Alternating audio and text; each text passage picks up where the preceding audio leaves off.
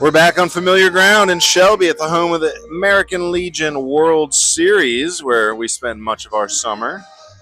And we're here to bring you a different type of championship game, though. This is the championship game of the Shelby Easter Tournament. We got two of Western North Carolina's finest, Crest and South Caldwell. They're getting ready to square off in a game that will not have any implications on their conference standings, but will surely shake up our WNC Foothills 10 power rankings this week. The Chargers will want to impress the hometown crowd here in Cleveland County, while the Spartans want to show that the Northwestern Conference is king and take home a spring break championship of their own after watching rival Alexander Central win the Catawba Easter Classic yesterday. It's going to be a talent-packed evening of baseball, so stay tuned. Baseball University of the Blue Ridge welcomes you to the Western North Carolina Scout and Streaming Series.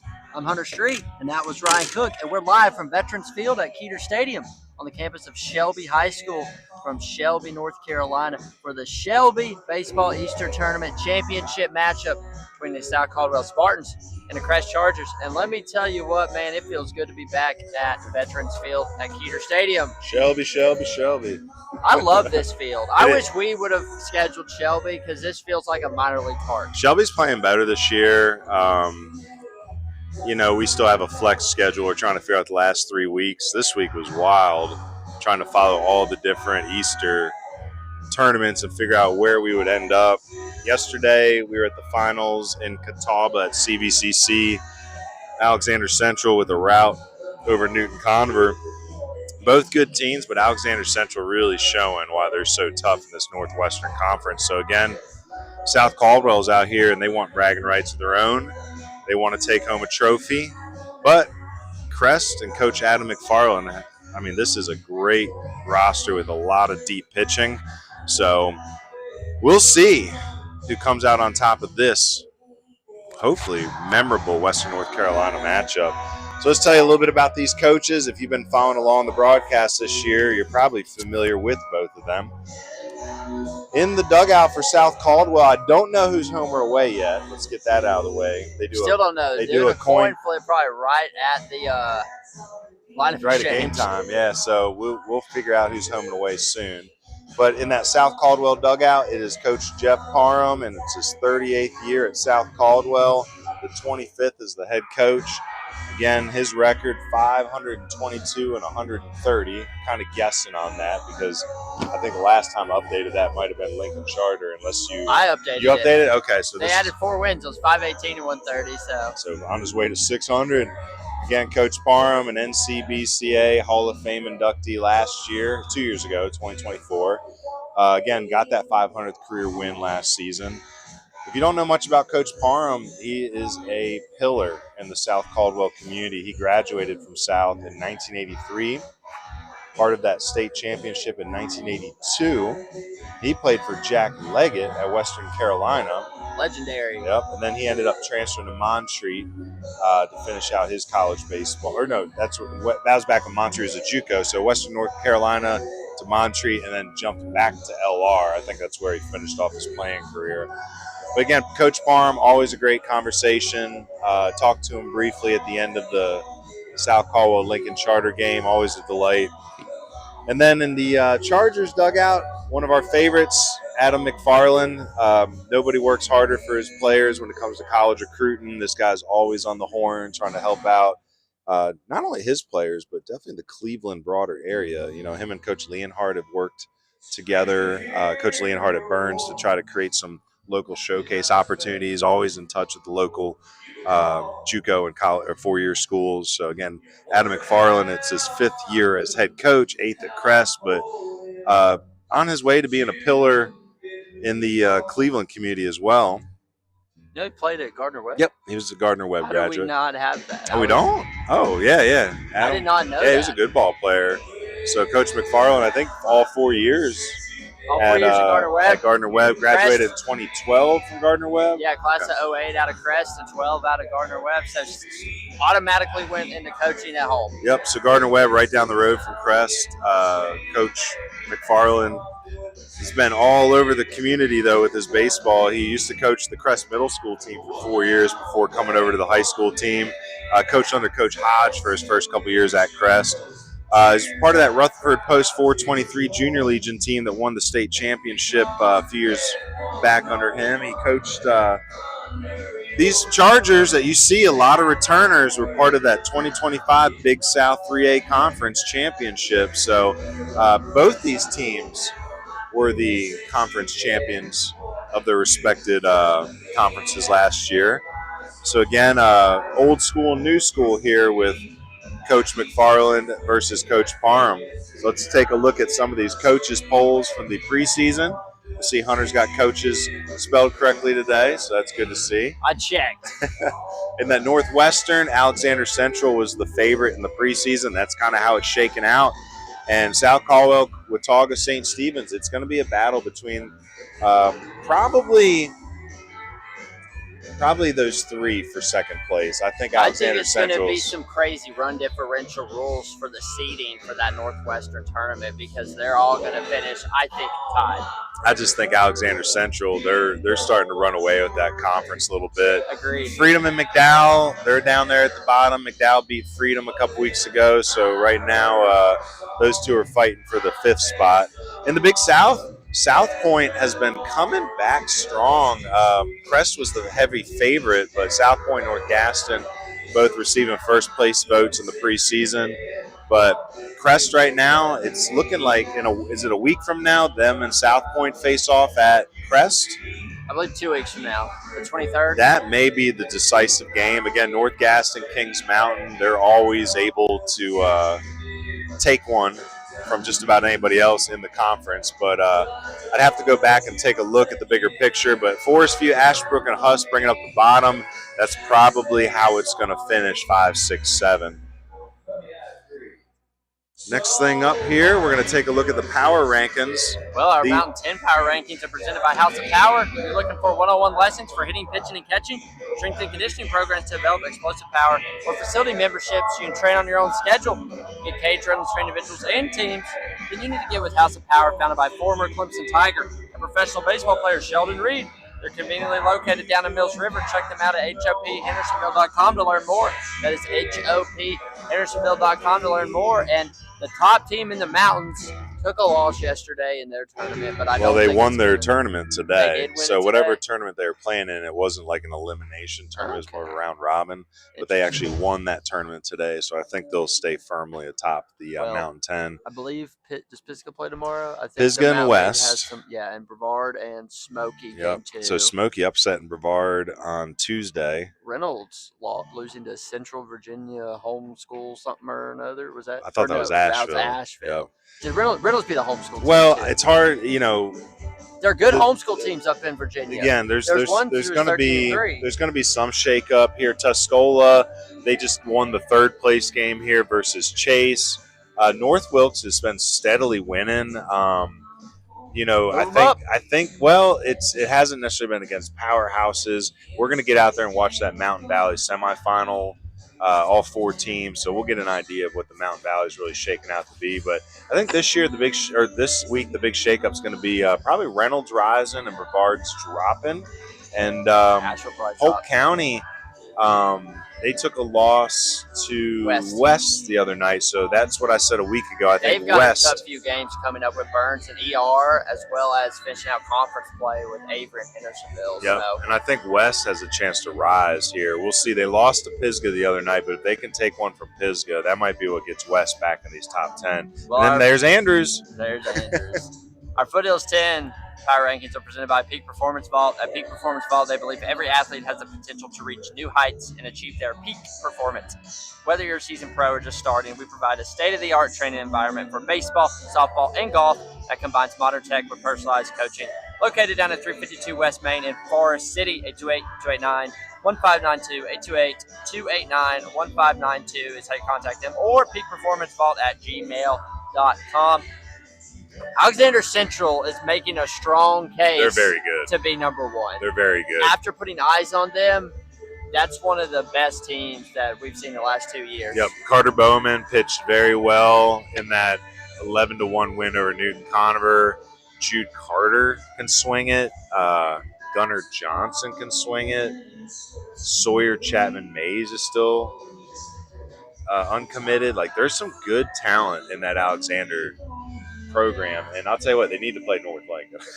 I'd love to see that. Now, are they in different divisions for playoffs? They are. Yeah. North Lincoln's 5A, Alexander Central's 6A. We were talking about that earlier with Jackson Switch, the parents, how the 5A is shaking out and just how the playoffs work. So, obviously, all these teams are making the playoffs, but a lot of these conferences are going to have full participation as well. The Northwest will probably have all their 6 teams. Western Piedmont will probably have, I think that's 17, so they'll probably get 5 in. North Lincoln's conference has 9 teams. I don't know how many have a chance to get in RPI-wise. We'll see. We're going to learn with everybody else this year when the seeding happens. Now, this game right here in front of us will have major implications on this 10. Crest and South Caldwell most likely going to stay on the 10 either way, but we'll see just where it shakes out. Tough week for Stuart Kramer. They dropped the South Point and Gaston Christian. Burns, they lost to Chase earlier in the week. There's going to be some shakeup in that second half of the standings. Might see the 11 or 12th place teams sneak back on. You know, teams like I was hoping Newton Conover could play a little bit more competitively. He'd sneak on, but taking the 10-run loss in 6. Yeah, East Lincoln playing better. I think they won in their tournament. They're at the beach. Yep. Watauga, St. Stephen's. St. Stephen's looked pretty sharp in that third place game versus Hickory yesterday. So BBU plus will probably help guide us to a respectable 10. So, but again, that's our Foothills 10 and our Mountain 10. New player of the week coming from the Big South. That's Gavin Smith, the senior right-handed pitcher, third baseman. He is committed to George Mason, Division I program up near D.C. Great week in all facets of the game, through a complete game W over Kings Mountain, I believe it was. 5 innings pitched because they beat them by 10. And again, that was a very decisive win in the conference for them. And then 7 for 10 at the plate, 8 for 8 in stolen base attempts, 8 runs scored. So a table setter this week and a dominant performance on the bump and just tearing up the bases. So congratulations, Gavin Smith. We're going to get some iced tea to you soon. Well, Gavin had a good week. We're sending him some good iced tea. Whether it's original, Carolina peach, zesty maple, or tropical island thyme, all you have to do is brew, chill, relax, and repeat. Earl the mascot loves it, and so do we. Order a pouch today that comes with 10 bags for 10 gallons of delicious Salem black tea at goodicedtea.com. And follow on Facebook, Instagram, as well as X.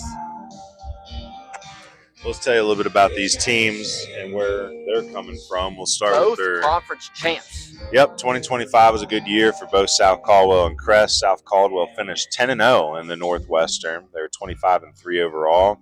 They got a number 2 seed in the 4A West and went 3 rounds. They beat Southeast Guilford 7-5 in the first round, then faced off against Northwestern foe, number 18 seed Watauga, took them out 7-2, and then they fell to Marvin Ridge, the number 10 ranked team, 4-0 in that third round. Crest, 21-5, 13-1 in the conference. They were the number 2 seed in the 3A. Had a great first-round win over South Rowan, 4-1, but lost to Oak Grove, 5-1, the number 15 seed. So both teams looking to go deeper in this year's round. Senior-heavy squad for this 2026 South Caldwell team. Well, I think every year the goal is to get 1 round further than you were the year before. So I like to see South Caldwell make the 4th round. They might have, that might be the regionals, I'm not sure, in 6A. And then Crest definitely trying to make a deeper run. And I think both squads have opportunity. I would say they have ample pitching. We're going to see 2 good arms today, and Luke Church, the Cleveland commit for South Caldwell, and Hudson Lund, the sophomore stud for what's Crest. Going to help these 2 programs this year is they're vying for that bye in the first round. So they might even just get a guaranteed spot in the second round where all they got to do is win a couple more games. So the RPI is going to help them out tonight, facing off against 2 lost teams. My only fear with the bye is, does it hurt your team to sit a little longer than your opponent sometimes? I remember in other sports it can. In 2023, we actually at Christ School, we won the 4A and we were awarded 2 byes. And then we ran into Charlotte Christian in the semifinals. It wasn't a bad loss, but it was a loss. And you got to wonder if all that's sitting around. Well, with the conference tournament for South Caldwell, that'll provide some games at the end of the year, and I know Crest has back-ended some non-conference games at the end of their season, so it'll be good that they will get those. I wouldn't call them tune-up games, but an opportunity to play again, knowing that you're going to get that bye. In my opinion, this is a tune-up game for both of them. Like, this is the type of game you want out of conference to get ready for playoffs. So again, they may not have planned it this way, but the tournament is working out in such a fashion that both these teams are pitted up against the type of talent they're going to see in their playoffs. So let's talk a little bit about South Caldwell in 2026. They are 14-2, 4-2 in the conference. It's good for second place at the moment. The season, well, you know, they've seen a sweep to High Brighton. That was out of conference. Another good out of conference win over North Gaston, 15-3. Kings Mountain, 13-1. Their losses took a tough one against St. Stephen's, 5-3, and then there's Alexander Central, 4-1. Big win over Lincoln Charter last week. Nate Hall on the bump for that one, with a 2-1 out of conference win. And then Sweat McDowell. Right now, they're outscoring their opponents 132-30. That's pretty dang impressive. I'd like to see what the run differential is for Alexander Central. What we learned after yesterday's game was that was their fourth straight Mercy Rule win. So you got South Caldwell, Alexander Central, St. Stephen's all shaming the other conferences. Well, Alexander Central's run differential is 145, but they've also given up 10 more runs to South Caldwell with 40. So giving up less runs, I think that helps you. Again, last week, 2-1 win over Lincoln Charter, the 10-2 win over McDowell. This week, in this tournament, first round win over Shelby, 4-0. Second round win over Chase, 12-0, and then we find ourselves here for their final game of the week versus Crest. Crest currently first in the Big South with a 12-3 record, 7-0 in conference. Started the season off 4-3. Some tough opponents that Coach McFarland scheduled right out the gate, losing the TC on opening night 1-0. We were there for their win at West Henderson 6-1. Took a loss to AC Reynolds 5-0. Lost to Cherryville 5-3. Then they got hot. They swept Tuscola. This past week, took out North Gaston 10-0, Burns 9-1, and Ashbrook 17-0. Holy moly! So currently on an 8-game winning streak, and that run differential 132-31. So both of these teams are near identical. 132-30 for South Caldwell, 132-31 for Crest. So I expect a very evenly matched game this evening. This week in the tournament, took out Piedmont 1-0. 1-0 in the first round, and then beat Tuscola yesterday 6-2, and here they are for their final game of the week versus South Caldwell. Let's take a look at these conference standings that we're talking about in the Northwestern. Alexander Central, obviously on the top, is 6-0. South Caldwell and Watauga got that extra win this week to move to 4-2, while St. Stephen's took a loss, so they're 3-3. McDowell and Freedom rounding up the rear. But all these teams, I keep saying it, all these teams are going to make the playoffs because of how the RPI works. And it's good that teams like Freedom and McDowell are making the playoffs because it gives you the experience to then go into next season and try to vie for a conference championship. I would say of all the conferences we're covering, there may not be a stronger top half, top 4 teams.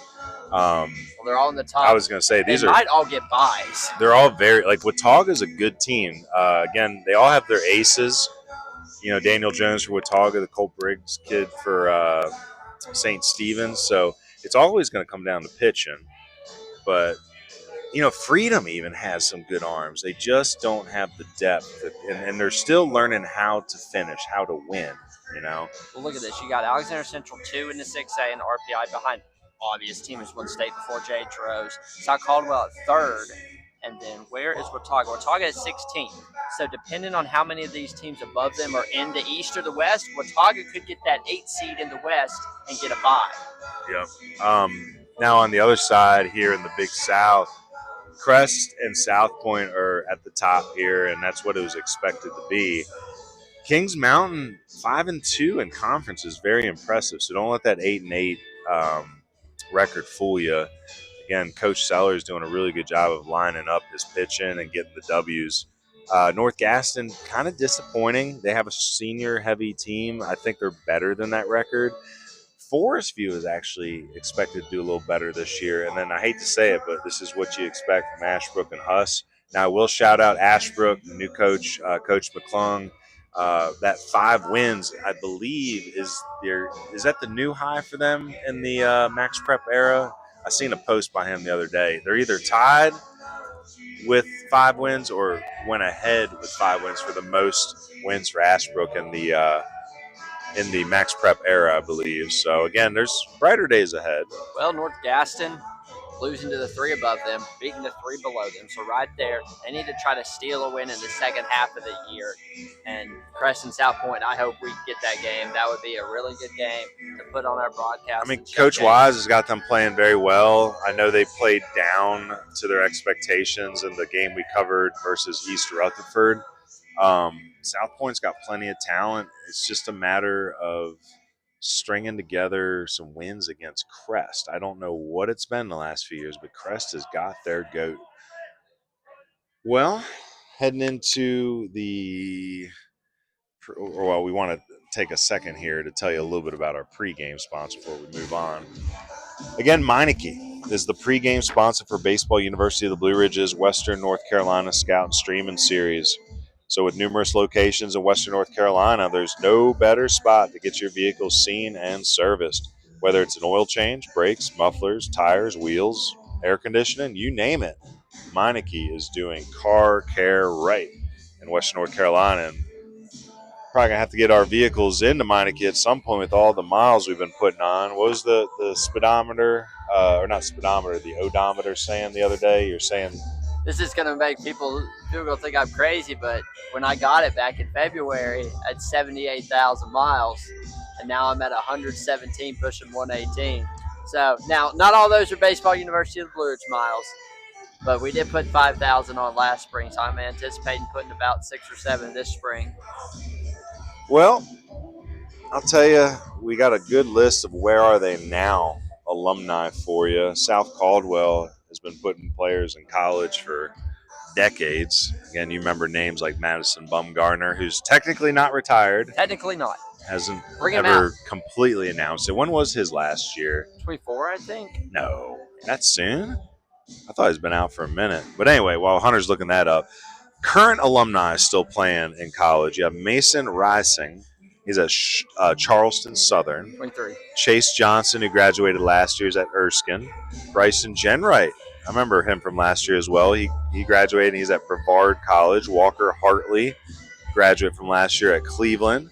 Graham Waters, actually got 3 here. Graham Waters, Carter Blay, and Dylan Dula, all at Pfeiffer. So that's 7 alumni still playing in college.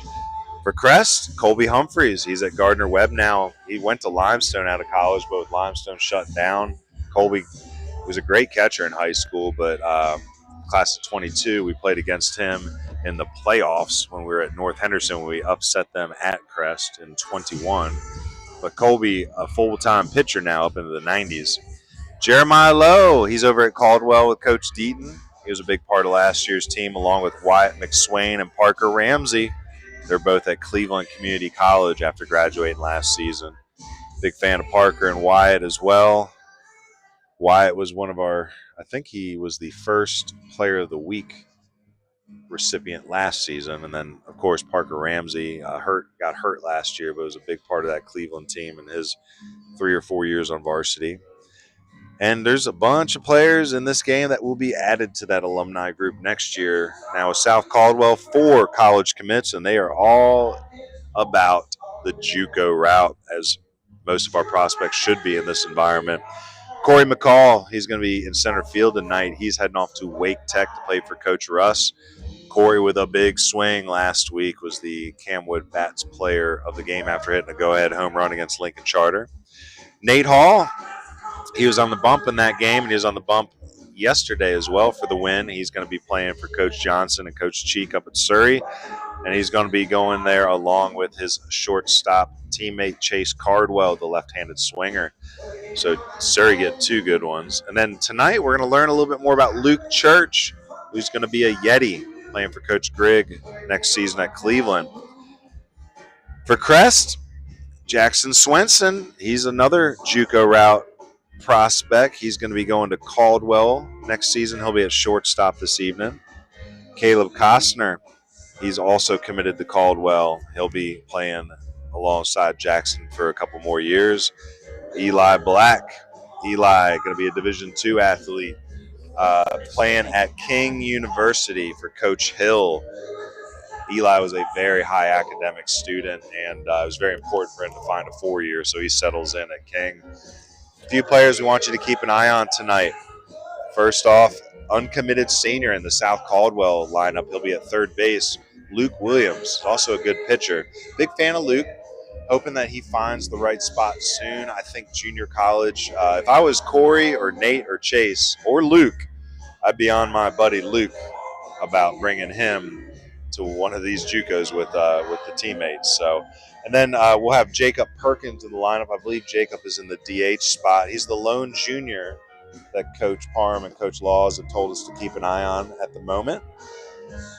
For Crest, there's a really interesting uncommitted senior. I don't even know if he wants me to mention his name because he's decided that he's going to go play in state school, but Landry Olmstead was an all-state catcher last year, and I got to keep putting his name out there because he's just such a good baseball player. And I encourage him to play NCBA club ball if he goes to UNC Chapel Hill or one of the other state schools he's applied to. But if there's any college coaches out there that think they can accommodate the academic aspirations of Landry, he's a very good baseball player. In the 27 group, we got Cooper Earl, right-handed pitcher. We saw him throw against Wes Henderson. Big fan of Cooper, tall pitcher's frame. He was up in the low 8s. Brock Melton, he was the Camwood Bats player of the game in that game versus West. A lot of speed, very good defensive outfielder in center, and he will steal base tonight. I'm not a betting man, but if I was, I would play that parlay. Is that the word they're using? I don't even know. And then Malachi Gamble. Malachi believes a left-handed swinger. Had a base hit in that West Henderson game. A couple 28s that are very special. Got to keep an eye on tonight. Is starting pitcher Hudson Lund. He's one of my favorite arms, not just in the 28 class, just overall. Kid can really sling it. Good velo, but he's got a funky over-the-top slot that is really hard to pick up, and his fastball curveball play out of the tunnel so well. And then Luke Rayfield. Luke may be a Division I baseball player in the making. It's just hard to use that title in this environment. But Luke, a left-handed swinger, he'll be at second base. He can stroke it, but he's also a kid that's approaching high 8s, low 9s on the bump. He came out in that closer role in that West Henderson game. So, again, a lot of pitching for Crest. And I think as we get into the keys to the game, you're going to see that pitching is going to be hopefully hopefully the strong suit for Crest this evening. Because, again, they had 3 games in a row. These teams are spent on pitching. So, well, where's my card? You want to do the Meineke fleet? Well, what makes Meineke the smart choice for your fleet? Solutions to meet the needs of any fleet, including fleet leasing, self-managed, and rental agencies. Meineke is proud to sponsor Meineke Fleet. Keys to the game. Not my best puns, but I think these are okay for the evening. We'll start with South Caldwell. The McCollin card, and that's Corey McCall. He's emerged as one of the best offensive and defensive center fielders in Western North Carolina. We saw him hit a loud home run. He was quick out of the box, too, versus Lincoln Charter a week ago. But we also saw him run down a bunch of shots in the gaps. And I just think if the Spartans end up coming away with the W today, look for McCall's name to be in the middle of all the action. Second one, quiet in the church. Shh. Luke Church is on the bump for the Spartans today. And he's going to be looking to quiet those Crest bats. But he also needs to make sure that they don't make any noise on the bases either. The Chargers have some speed. They can bunt, and they're scrappy. Good plan for controlling the running game and keeping the offense of the base. Sorry. Good plan for controlling the run game will be needed to keep the Chargers at bay this evening. So, again, Luke Church going to try to quiet them all down. For Crest, first key is thirsty for pitching. So South Caldwell's got some deep senior pitching, but it may be, in fact, that the younger Chargers have the deepest bullpen in all of Western North Carolina. And a lot of them are underclassmen. So, again, with 3 games in a row, we're going to really see what these teams are made of on the pitching staff. And if either offense can spark something early. It'll be interesting to see how either coach controls that pitching staff. So, second one is Rattle the Sabres. So Crest is playing well as of late, and the offense has been productive this year. I don't want to take anything away from them, but at the same time, when you go and review these games, not counting like the Ashbrook and the Huss, 10-run rule games, but they haven't quite had the whole cavalry come out yet with those bats.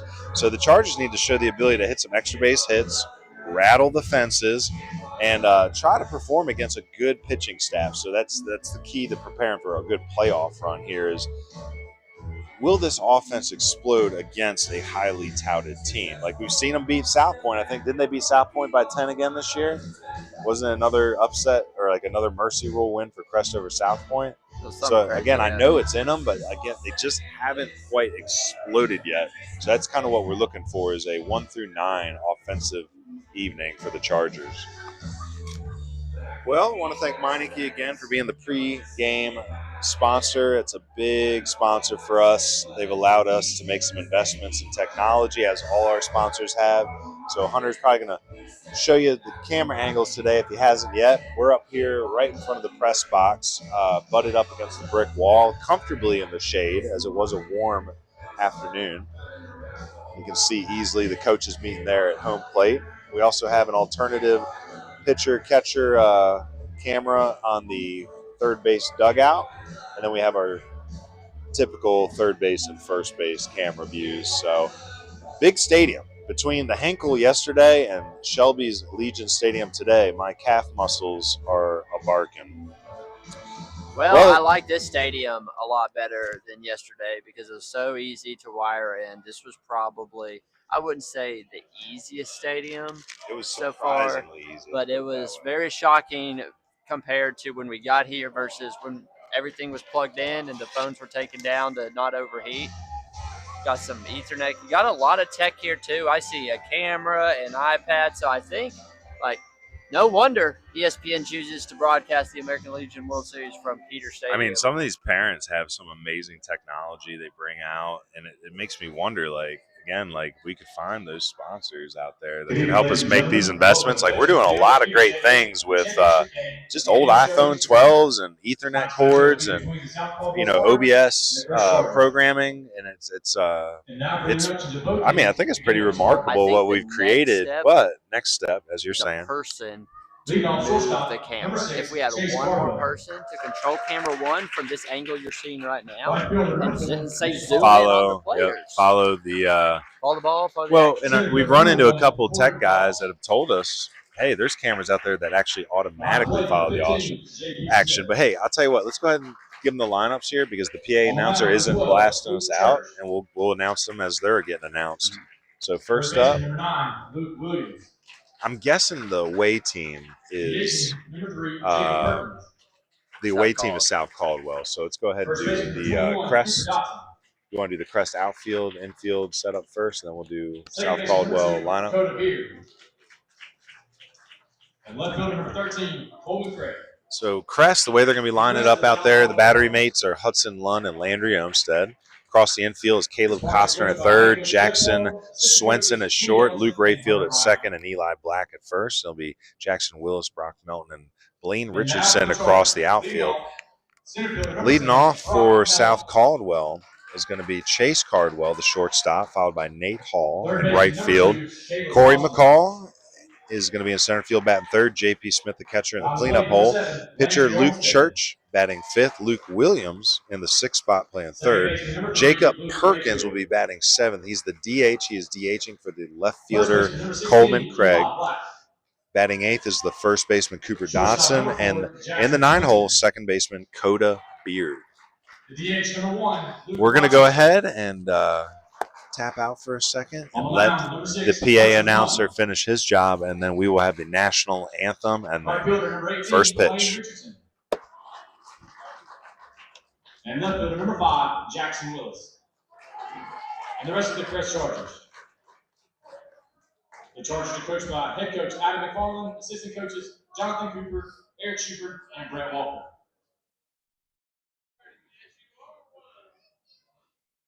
Ladies and gentlemen, if you'll please rise and remove your caps for the playing of our national anthem.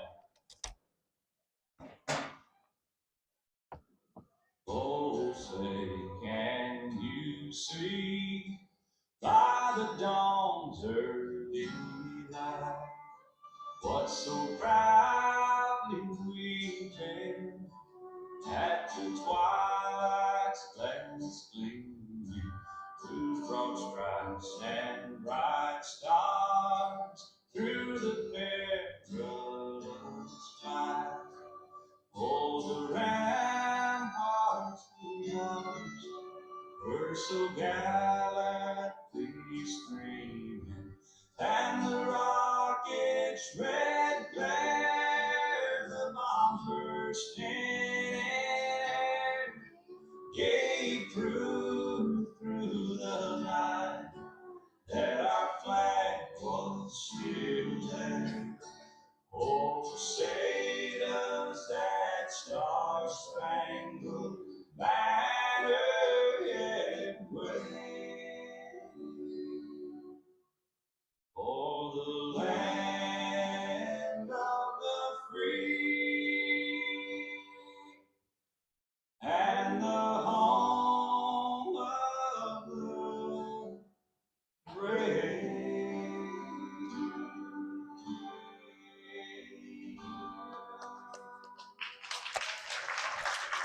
Play ball. Nice little Alan Jackson rendition. Love that version. My brother went and saw him live like a couple months ago, somewhere down near Greenville. Said he was looking pretty old. Speaking of old, Freddie Couples, how about it? 66 years old in the Masters. I ain't paid attention to golf in forever, but when you pulled it up today and I heard that name, I was like, hey, I remember that. It is pretty wild how out of touch I've become with everything. Except Western North Carolina high school baseball. Oh, you're so in tune with that. Let's too bad. We should have made the lineups today look like the leaderboard like SportsCenter did today. I want to check it real quick. Well, hey, let me tell you a little bit about Hudson Lund while we're getting ready here. Again, Hudson, lanky. You know, you can put some more weight on there, but I love the high leg kick. Again, you can see that arm slot. It's at high 3/4, stays back behind the head with that good separation for a long time, and then whips it right out there. That curveball is filthy. And, you know, Hudson is not green. No pun intended there with the green and gold, but he's been getting quality innings since freshman year. Coach McFarland, that's something I'm very impressed with his coaching style.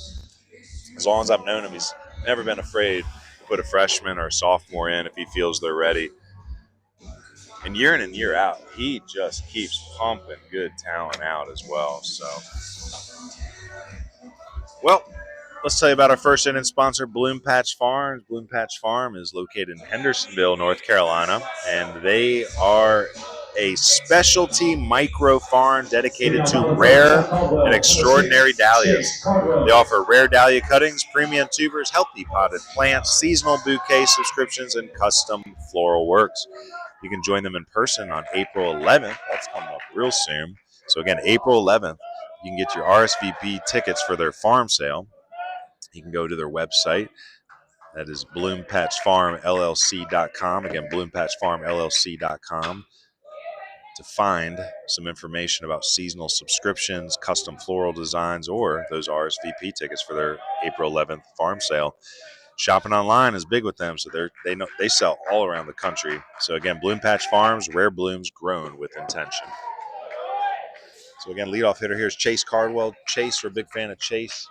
He's going to be heading off to Surrey. Surrey, a great junior college program, one of the most winningest college programs in North Carolina the last couple years. Chase Cardwell, not a fan of that sign or that call. He's reluctant to leave the box, but that is strike out for out number one. And that is a Burlett Painting called third strike, painting the corners with Burlett. And again, Chase Cardwell probably going to go back in the dugout and tell his fellow Spartan teammates, hey, you got to check that, try to check the zone a little bit here today. It might be a little bigger than you intended. Here's yesterday's winning pitcher, Nate Hall. Nate in right field. And he's going to hit one that way in that Bermuda Triangle, but it is tracked down out there by Blaine Richardson, and he hauls it in for out number two. So good start here for Lund and the Chargers. I love how he's hustling out of the box there. He was on 2 if that ball was dropped, no doubt. I love that. Well, do you remember Nate Hall in the Lincoln Charter game where he hit kind of the dying quail to left center field, and there was some discrepancy from the scorekeeper. They gave him a single and saying that the outfielder bobbled the ball, allowing him to get the second. We checked the replay. Nate was out the box like a rocket, and there was – I don't care what the outfielder did with the ball. He was going to be at second base either way, so we put it as a double in our scorecard. So, again, Nate is a great example of that South Caldwell mentality of not taking a play off. And here's Corey McCall. Again, he's gotten much more physical in the last year. He's been hitting a lot of home runs. Again, you don't see a ton of home runs in high school baseball. Even your best players may grab 1 or 2 a year. I remember Braden Korn, who's a Seattle Mariner right now. He hit 2 career home runs in high school, 1 in junior year and 1 in senior year. Well, North Henderson is a freaking major league field if I've ever seen one. But Corey, I mean, you're talking maybe throughout the year, you're talking about maybe 4 home runs a month. I've seen him hit a few during Legion season. So, again, he's a real power threat that Coach Russ is going to be getting at Wake Tech next year. What do you got in center? Is that 380? It's 390. 390? No, that's a haul. But 320's down the line, so. This is a big stadium, too, though. The gaps shoot out pretty quickly. It is a former minor league stadium as well. That ball is going to bounce in for ball 4. So, first base runner of the day, Corey McCall. Speaking of power hitters at Wake Tech, got to shout out our boy Nick Schultz. They call him Lettuce, former Irwin graduate, catching at Wake Tech. He's healthy and hitting the flip out of the ball. And we're big fans of Nick Schultz. And I'll tell you, Corey's going to fit in just fine there if you understand how the JUCO route's working right now. Corey, a potential D1 Division II baseball player in the future via the JUCO route. Here's JP Smith. We interviewed JP after the Lincoln Charter win last week. JP, he's not interested in playing college baseball, but he's enjoyed every moment of the ride here with the Spartans. His teammates love him. He's a great battery mate with Church and Hall and the other fine pitchers on this Caldwell staff. He's going to ground one here to the shortstop, Swenson. Oh, it's going to kick up and hit him in the shoulder. That'll be an E6 throw coming into third. There will be no play on the call. He's safe. So the inning extends a bit. So E6, it'll be first and third with Luke Church coming to the plate. So Luke Church going to try to give himself a lead before he's got to head out for the second half of the inning. So it's got to be a good feeling as a pitcher if you are the one that gives yourself a lead. Now, do you walk back into the dugout with ego? Like, hey, can't do it all myself. So Luke in a squatted athletic hitting stance, but, gets fooled there by first pitch curveball by Lund. Again, Lund pitching just fine. Allowed the 1 walk, but no hard contact yet.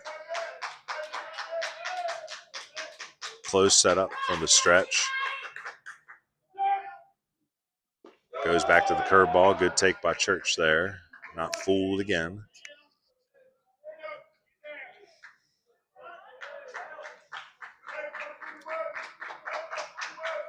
Say with 4 games on this field today, you got to hand it to the Shelby baseball staff for keeping up with the maintenance. Field looks beautiful. I see Briggs out here earlier. Briggs Barker? Was he out here? He may be. I could see him out here watching talent, helping out with the just the local baseball. He knows Coach Branch. He knows Coach McFarland. Briggs Barker's becoming a staple of Cleveland County baseball. It's going to be a staple of Waynesville baseball this summer, as Briggs Barker is the first ever head coach of the Waynesburg Howlers. Is it Waynesville Howlers or the we got ourselves a little pickoff here. And South Caldwell is going to steal run. So first to third, rundown play. We used to run this all the time at North Henderson. And for you kids watching at home, here's the way to correctly combat that first and third rundown play. you get as the pitcher, you get the ball to your shortstop or second base as soon as possible, preferably your shortstop. That shortstop will look the runner back at third and walk that runner back to first base.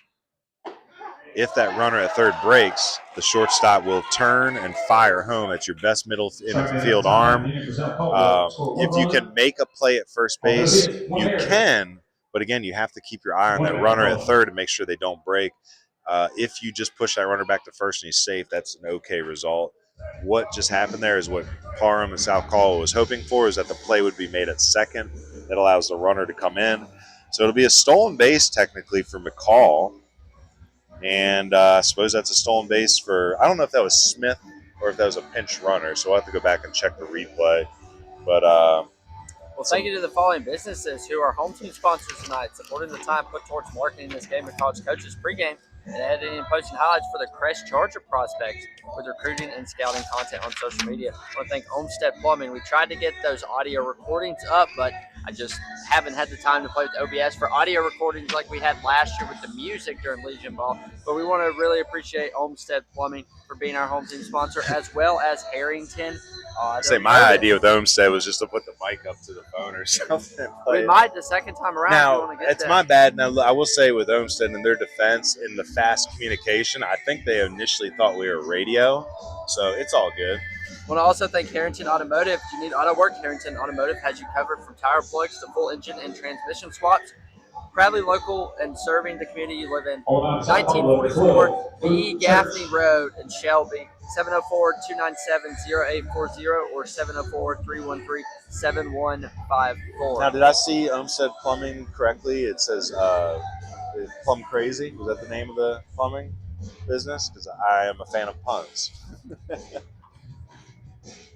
All right, let's go ahead and show you how South Caldwell is going to be lining up out there.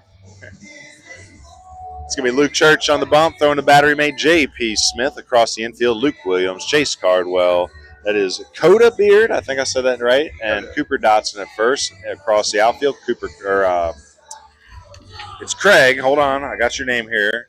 Coleman Craig, sorry. In center field, Corey McCall, and in right field, Nate Hall. For the Chargers, the batting lineup will be Brock Melton leading off, Caleb Costner batting second, so two lefties to start. Landry Olmsted batting third, Luke Rayfield, another lefty in the cleanup spot. Eli Black, very powerful Eli in the 5-hole.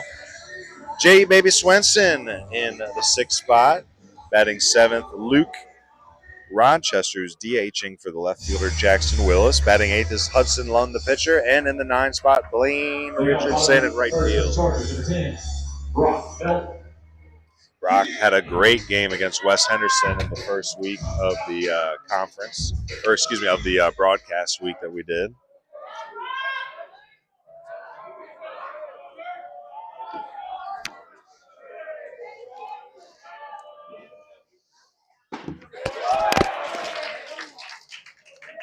So Brock, also a great football player, left-handed swinger, stole a couple bases, had a bunch of hits, a couple RBIs versus West Henderson that first week of our conference, our broadcast schedule. Slow roller here, foul. Again, Brock, plenty good to play in college somewhere. I'm just not sure if he's going to pursue baseball or football. Crest, if you hadn't been paying attention, was the state championship football, or won the state championship in football this past year. Not an easy task.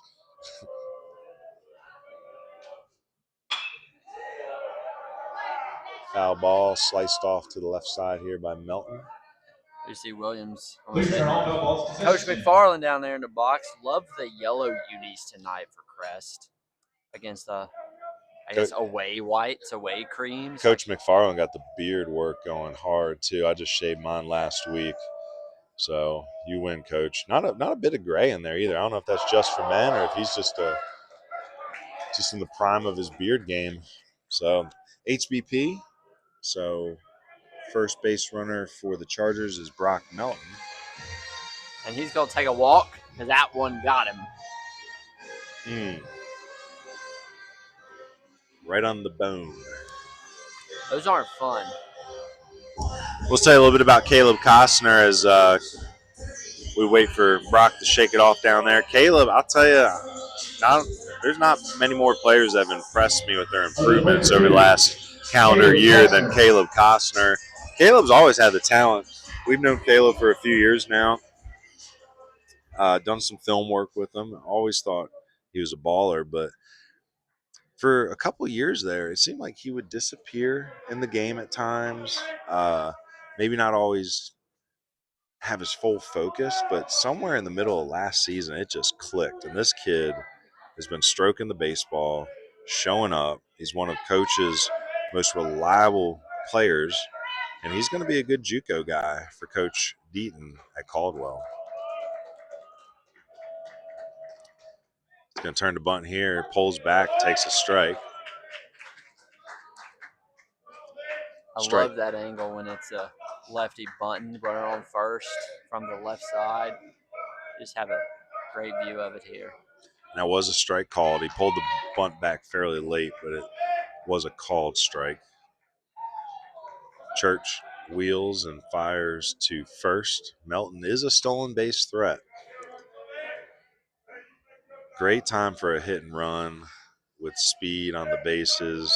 Costner becoming a much higher contact percent swinger last season. Wouldn't be surprised if something ain't on here. Oh, pops up the bunt. J.P. Smith's got a beat on it. He's going to jog out about 20 feet and catch the ball in foul territory for out number one. So I'll bring Landry Olmstead up to the plate. Landry, one of the leaders of this Crest Chargers baseball team, was all-state catcher last year. What does he want to do in college? Something smart. He's a smarty pants. And, and again, no, he doesn't. That's the funny thing is, his dad is a great, successful plumbing business. There was no pressure on Landry to go do big, great academic things, but that's just his goals, and I respect the heck out of it. I mean, he's one of the top of his class. He had junior college options. He had Division III options. Division II was even an option. But again, when you look at the best academics, it's usually D1, D3, and not all D1, D3. Didn't like the idea of the small school environment, especially when you're trying to get some. Oh, boy, that's a swing and a drive deep to left field, but hooking foul. So, shows you what kind of pop he's got. Again, he even had a couple D1s chime in on him. Not a 6'5" catcher, he's not a huge athlete, but he's a good athlete. I encourage him to, if he has the time with his academics, I encourage him to walk on and play club ball at Chapel Hill. I think that's where he wants to go, or where he is going. Well, there's been a handful of ACC players who got called up from club ball. Florida State does it a lot. There's been pro contracts signed out of NCBA. NCBA is growing because the free market, a lot of people don't want to go pay 40, 50 grand for D2, D3 NAIA colleges anymore. Scholarship money is not available for the freshmen as much as it used to be. So going to NCBA, playing, like you have teams like Gardner-Webb, East Carolina, they're hiring full coaching staffs, playing 40, 50 game seasons. If you could develop and end up throwing 90 or being one of the best players, who's to say you can't transfer out? Or potentially, like at High Point, they have a really good club team. They've taken one or two players each year to the D1 team. Now, they're not affiliated. That's one thing with all the compliancy. Those two teams cannot have affiliation. They have to be completely separate. Swing and a drive to deep left field. Corey McCall, we talked about how he can get a read on a ball. He's out there in the gap with the glasses on, hauled in for out number two. The one thing about this field is you got shadows. I remember that during the American Legion World Series, but it was later on, deep in the summer in August, versus now, I'd say mid-spring, like right around, what are we, a couple weeks in? So maybe early spring, but early season. And you can see with those shadows, like most of the infield covered, but the sun is still hitting the eyes of the pitcher, still hitting the eyes of the third baseman, the shortstop. And when Church delivers the ball, even though the batter is enveloped in shade, you'll see that it flashes, right? He hits the light at the release point. So it can be tough to go from light to dark like that in a baseball game, so making adjustments. Well, it did get started about 7 minutes before first pitch originally scheduled, so they wanted to get this thing going, try to get an extra half inning of time for the sunset. Melton's still out there at first base. Surprised they haven't tried to send him at least once. Rayfield finds himself in a 1-1 count. Rayfield's got some pop. He's been playing senior Legion baseball for post 82 since his freshman season. So, I mean, very reliable underclassman.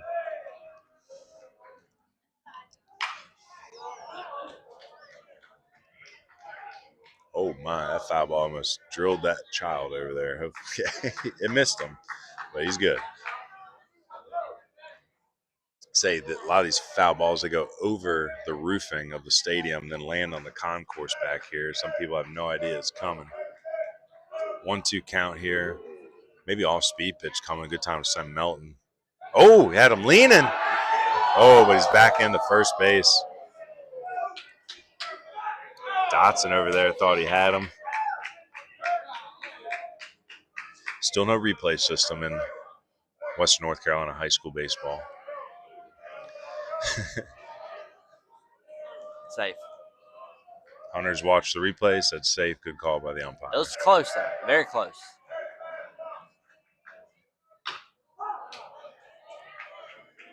Good AB here by Rayfield fighting.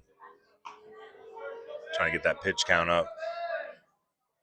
I'll say I'm not entirely sure what the bullpen looks like for either team, but if you could get into the bullpen after 3 straight days of baseball, you might be able to find a weak link on one of these sides here. Swing and a drive. Oh! Hopefully Beard's okay. That's what we were talking about with the shade. There's a line drive to second. Didn't even have to move much. He leapt to try to catch it, but that ball was probably right even with his eyes. It looked for a minute like it might have hit him. So hopefully he's okay out there. My question is, with the light in his eyes, do we give him a single on the hard hit ball, or do we? Home book gave him a single. I'd give him a single. All right, we'll give Luke. That ball was hammered. It was hammered, but catchable baseball. But you see how that light, the sunshine, still out there in the eyes of those infielders. It was Eli Black. Gonna be playing for King University Tornadoes.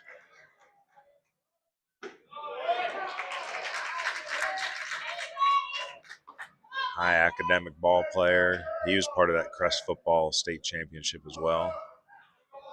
Enjoyed working with Eli on his college recruiting. It wasn't an easy recruiting process either, because again, a lot of these Cleveland County students, they graduate with an associate's degree. That's the key. That's the case for Eli. So junior college baseball doesn't make a lot of sense for some of these athletes. So we had to look hard in that D2, D3 realm, landed on King University. Again, Eli, big, strong athlete, but versatile. Play first, third, outfield, pitch a little bit. That ball's in the dirt. Melton holds up there at third. Rayfield going to scoot on down to second on the wild pitch.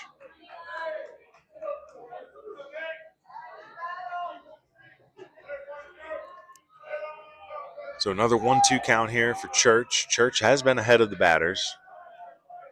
Besides Melton, who had the leadoff hit by a pitch.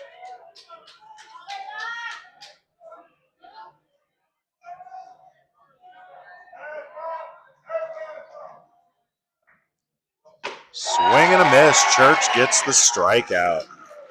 So 1-0 lead holds for South Caldwell. It's 1 walk, 1 hit, 2 runners left on base. Each pitcher has reported a K. Well, Lund has 2 Ks, I should say. Again, it's an unearned run there for South Caldwell. 1-0 heading to the top of second. Well, for the best coverage and content of West North Carolina baseball, visit our Patreon at patreon.com/bbuniversitywnc. Not a patron. Well, they are our patron, just like we're patrons of the baseball game here, pun intended. Here you'll find conference previews, preseason and playoff predictions, power rankings, players of the week, podcasts, highlight films, and much more. Memberships start at $1, and all the money raised stays right here in West North Carolina. Support Mountain Baseball and support Foothills Baseball.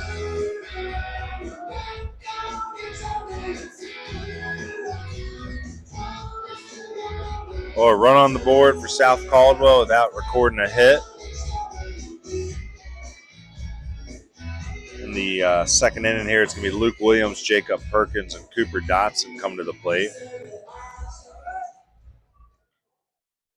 Let's tell you a little bit about our second inning sponsor, Comfort Keepers. Comfort Keepers specializes in comforting solutions for in-home senior care. Nothing is more important than helping people to live full, independent, and dignified lives within the comfort of their own homes. Comfort Keepers offers an extensive range of non-medical care services tailored to the unique needs of each individual they serve. Serving Buncombe and Henderson County, they're also hiring for part-time positions. They need flexible people available for AM and PM shifts in the Asheville and Hendersonville area. So contact them today at 828-687-1199 or at Asheville at comfortkeepers.com.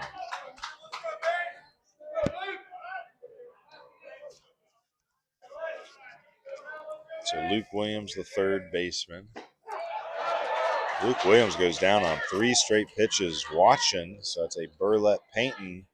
It's called strike 3, paint the corners with Burlett. One out, brings number 3, Jacob Perkins.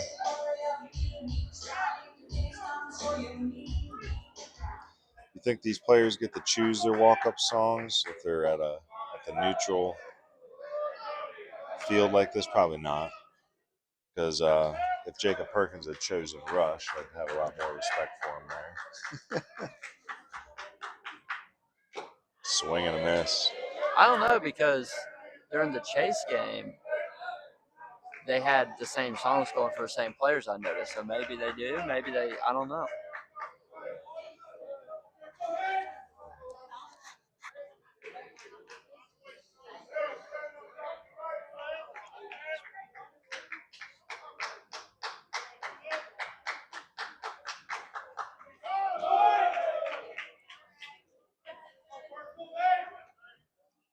Getting a good social media post out I'm at the trying end of to. the inning. It's hard when you don't have Canny out here. You're trying to handle it all yourself. Sometimes you just have to. There's a drive to right field. Nice piece of backside hit in there. That ball is hauled in by Richardson, so Perkins gave it a ride. I like that swing. Sank into it, let it get deep. 2 outs, brings number 21, Cooper Dotson. All right, so we're top 2 right now. That'd be mid-2 at this rate. Hudson Lund is on a. He's rolling. He's dealing. Well, as I was thinking it, of course it ended. The immaculate inning. Almost there. 9 strikes. So I'll pull out the radar gun here. We're in a good position to get some readings here this evening. So let's see it. Hudson Lund is sitting early here as he deals to Cooper Dotson. There's a changeup there.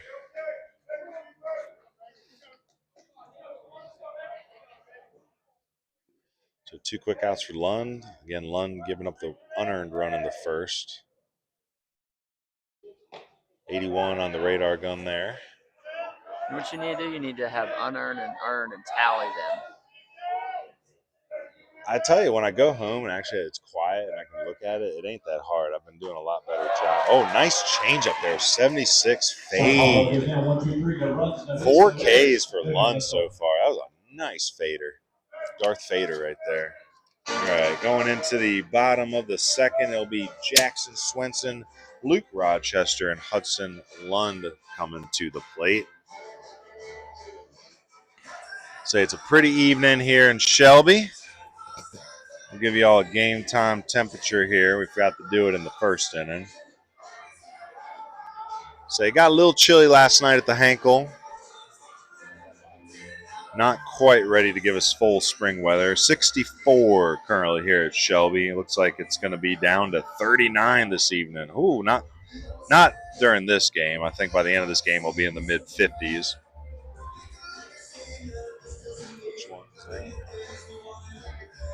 Well, thank you to the following businesses who are away team sponsor tonight, supporting the time put towards marketing this game to college coaches pregame and editing and posting highlights for the South Caldwell Spartan prospects with recruiting and scouting content on social media.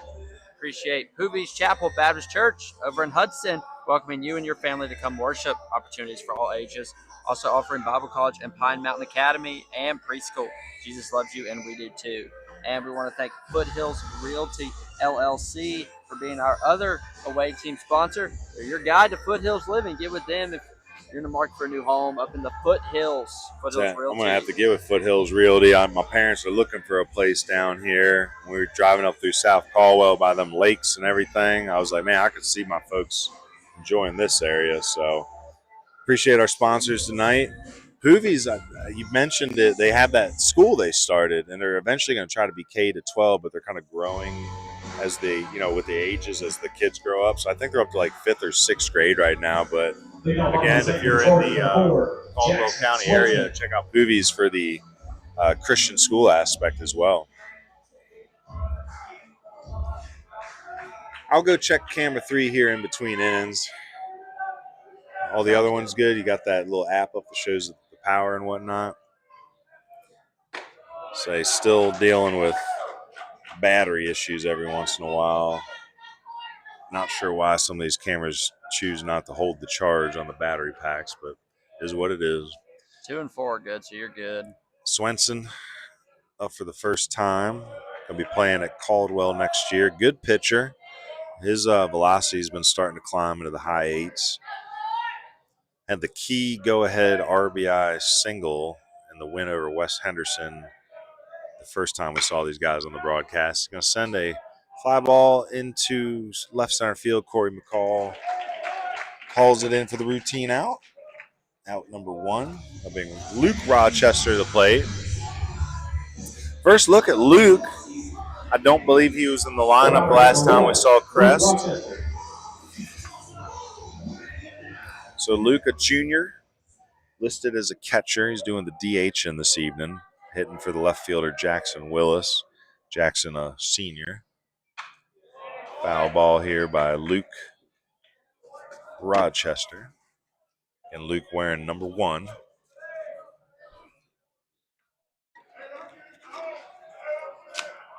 Trying to get something here started at the bottom of the lineup for Coach McFarland and the Chargers.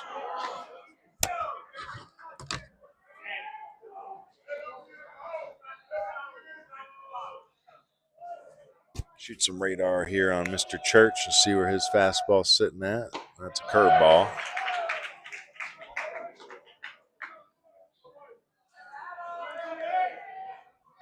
So 1-2 count.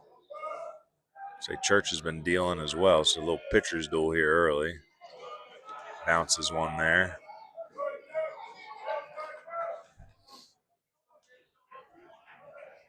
And I think the sun right now is probably the worst for the left fielder and the third baseman. They're both shielding their eyes prior to each pitch.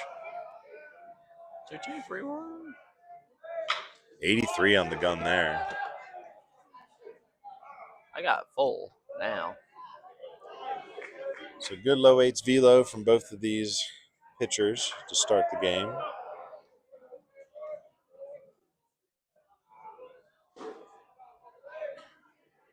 A good fight here by Luke Rochester.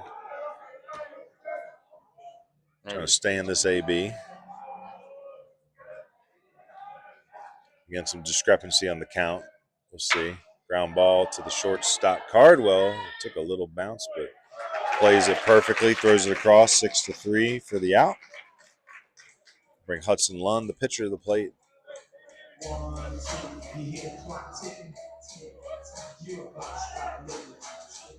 Yeah, I don't think these songs are picked by their players.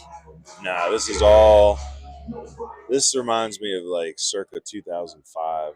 Like there's some older. This was like the music when walk-up songs first happened at North Henderson. When Mr. Lawley came in and started to be the PA announcer. Congratulations to Tim on getting married.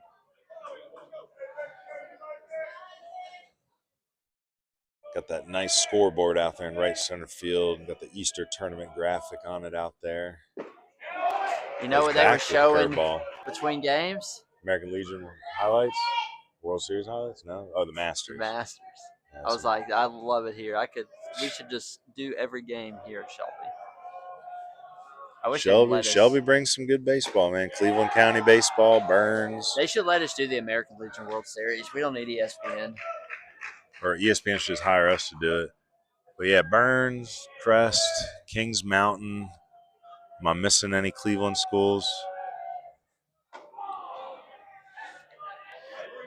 Is that it for Cleveland schools? Burns, Cleveland, and Kings Mountain, right? And Shelby. Sorry, golly, missing on Shelby. Shelby's playing better this year, too. They've been down the last few seasons. They got a nice little shortstop, Cardi, like the name is. Jadon? I got to go back and look at the name. But they've been in more games this year. 82 on the radar gun there, so 82, 83 on the fastball for Church. All right, I guess I'll start preparing myself to go check on camera 3.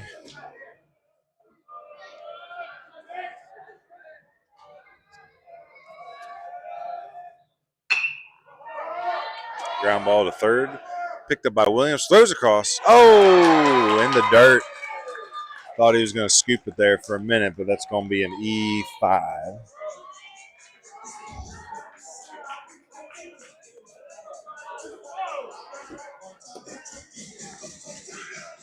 So Lund reaches on an E5.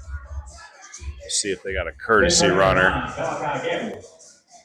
I heard earlier talking around that it didn't seem like the Spartans were playing all that well of defense in this tournament. That's just what the rumors were circulating. They said that there had been some mistakes, but I'm interested to see how they look tonight in a big championship game appearance. It's Malachi Gamble running for Lund at first.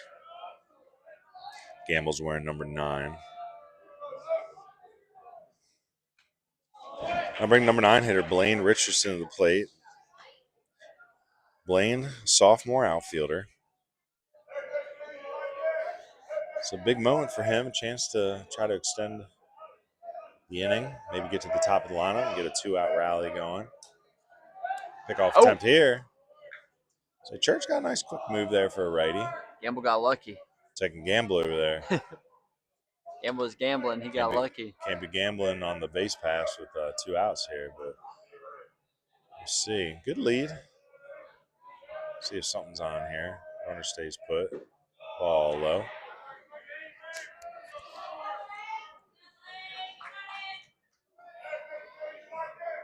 Yeah, if we can find a tech guru to code in Game Changer into the broadcast, that'd be perfect. And the sad part is whoever's out there that knows these things, it's easy for them. Like for us, probably research for. Oh, Gamble's pick, but that ball is thrown away from the first baseman. Got under the glove, so E1? Does he bounce the throw technically? I guess we got to call that an E1, allowing pinch runner Gamble, because Gamble was picked. That would have been the third out. That would have been the third out of the inning. But with the throw being low, that's Dotson over there at first base, unable to pick it. Smith out to talk to him to calm him down, say, hey, you give me 2 more strikes here, we'll get out of this inning unscathed. That runner on second don't mean nothing. And that would have been the inning. So Blaine Richardson now with a runner in scoring position, 1-1 count. Again, only 1 hit in the game so far. That was the Luke Rayfield single, which even that was controversial. Some may have called it an E4. But with the hard line drive getting lost in the sunlight, gave him a single. So Blaine, the sophomore, lays that bat back over his shoulder before getting into the load position. Grounds it foul towards the South Caldwell dugout. Coach McFarland over to pick it up.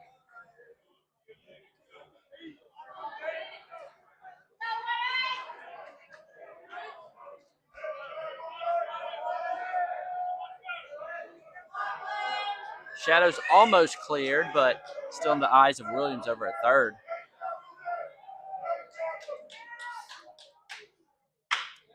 Oh, Richardson. Did he do it? Yes, that's in the gap. That's going to bring in one. Ball bouncing around out there. That's going to be an RBI double for Blaine Richardson out of the 9-hole. Gotta love that production from the bottom of the lineup. So tie ball game. Love to see it. Sophomore with a big swing.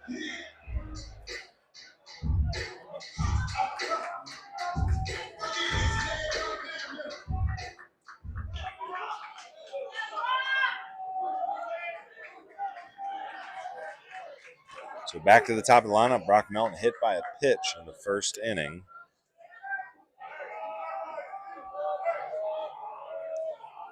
Here's the pitch from Church. Swing and a pop fly. Foul on top of the roofing.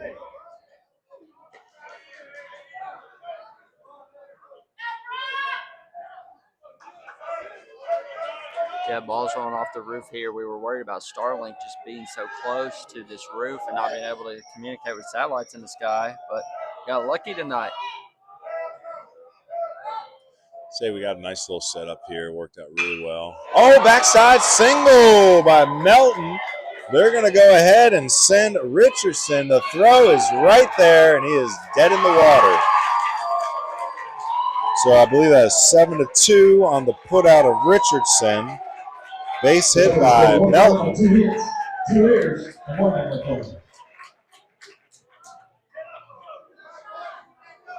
Well, 1-1. And I'm going to go ahead and, I guess, walk down and check out camera 3. We'll stay connected on social media with Baseball University of the Blue Ridge. Like and subscribe on YouTube at youtube.com/@BBUniversityWNC. Like us on Facebook, Baseball University of the Blue Ridge. Follow us on X, formerly known as Twitter, and Instagram at BBUniversityWNC. And check out the website, baseballu.org. We got the tying run on 1 hit, 1 error, and I guess that's technically 1 left on base for the Chargers.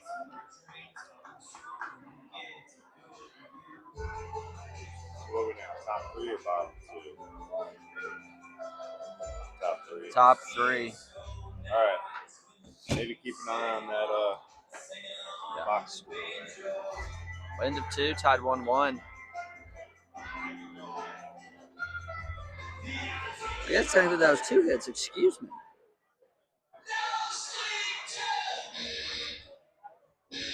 Big on top of the 3rd, South Caldwell, number 2, Coda Beard.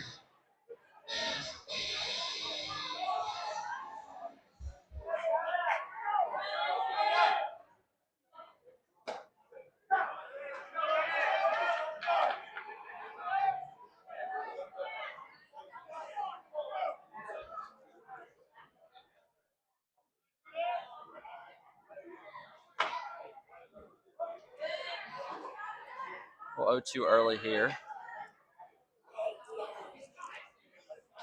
I want to thank our 3rd inning sponsor, American Legion, as we got a line drive single by Beard.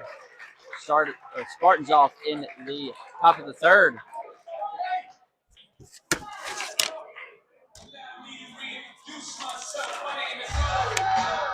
Single by Beard, breaks number 6, Chase Caldwell. The Beard with the single.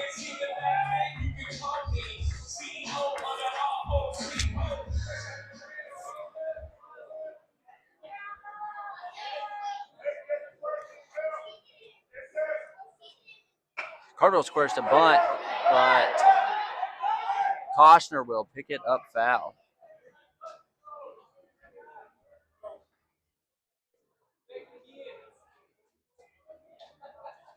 Cardwell 0 for 1 on the day.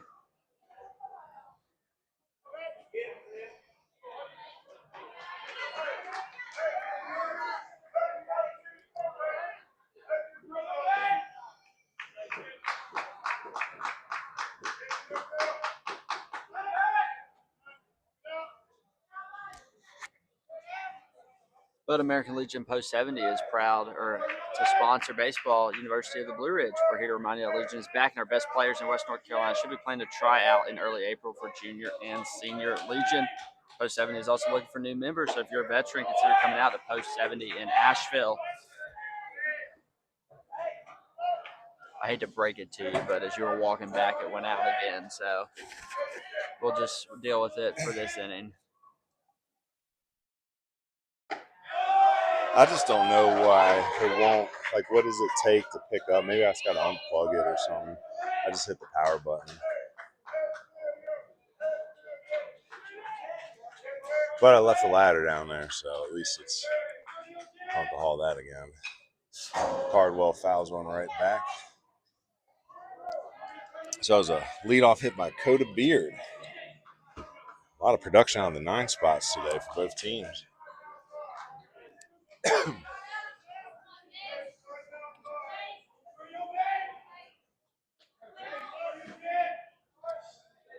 Good take, 3-2 count. So Chase Caldwell works the count full. Hudson Lund out there still dealing. Again, Lund, that was his first hit that he gave up there to Beard. Good fight by Caldwell. Again, Caldwell, scrappy ball player, good left-handed hitter. He's got some extra base pop in him. More of a line drive singles guy, but very reliable. That's why he's at the top of the lineup here. Struck out in the first. I know he didn't like the call. So he's trying to avenge it here, and he's getting deep into this AB, making Lund throw some pitches.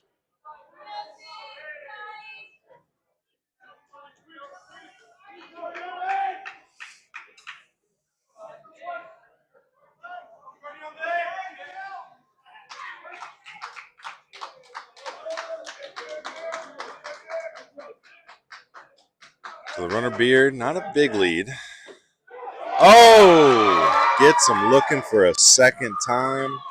He had tossed the bat away, thinking he had earned ball 4. It'll be out number 1. So some tough luck there. Caldwell not happy with the umpire, but we don't have ABS system, so who knows who's right. Nate Hall popped out to right field in the first inning. And he drills one to left. That sends Willis back, and he's able to make the snag. So nice piece of defensive glove work there. So there's been a couple good pokes out there to left field, but that gap, it shoots out there a little bit. So got to really get hold of one to put it out. We saw Nathan Thomas in the third place game hit one out for Chase High School. That's his 4th home run on the year. The kid's been stroking the ball for the Trojans.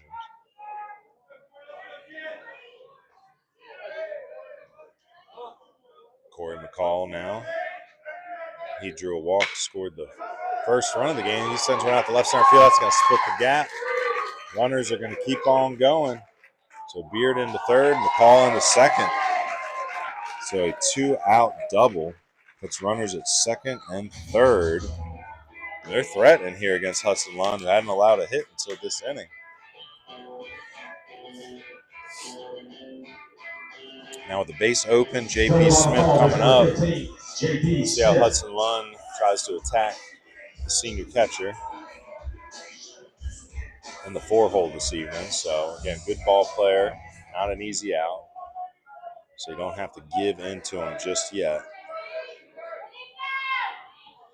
Try to make your pitches with first base open. Goes the curveball. Good block there by Landry Olmstead.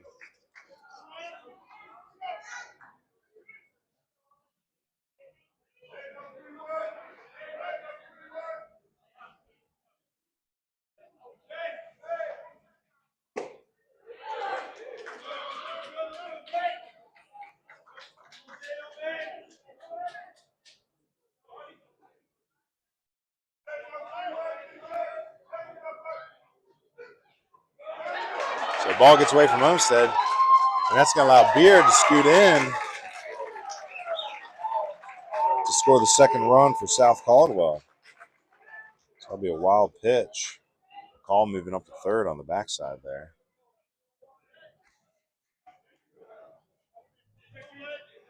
So both of South Caldwell's runs coming via the mistake, right? The first and third rundown, with Crest unable to stop the runner from third from scoring. And now this, the wild pitch. Ground ball here, the shortstop Swenson picks it up, throws across, has out number 3. So, 1-2 hits in the inning, 1 run in. The run scores on the wild pitch. Now that will be attributed as an earned run then. So 2 runs given up by Lund, 1 earned. Heading into the bottom of the third for Crest, it'll be Hosmer, Olmstead, and Luke Rayfield to come to the plate. Well, 2 runs on 2 hits with 2 errors made for South Caldwell. 1 run, 3 hits, 1 error for Crest. Well, thank you again to our in-game sponsors, Iron Outdoors, Chad McMahon State Farm Insurance, Granning Landscapes Incorporated, Machaulingsolutions Solutions and Grading, Burlett Painting, Hamwood Bats, and Next Level Baseball. Appreciate them for being our in-game sponsors. Yeah, we've had a couple called strike threes by Burlett Painting. Not much on the BH Granning glove work yet. We've already got 3 errors in the game. Stolen bases haven't happened yet, but that's Hauling Solutions and Grading. No time for insurance runs yet either. And both these pitchers are throwing pretty well, so no mound visits either for Ion Outdoors, but we'll get to them at some point. I was trying to keep track of the pitches, but that's just not possible. Game Changer ain't working today? No, you have to, it doesn't show you each inning, so unless you write it down real quick, it's okay. I can't do 7 jobs. It is tough to try to make things happen sometimes. You write the scripts, you try to program all the cameras. Oh. Like camera 3 right now is back on magically, so whatever. We'll take it.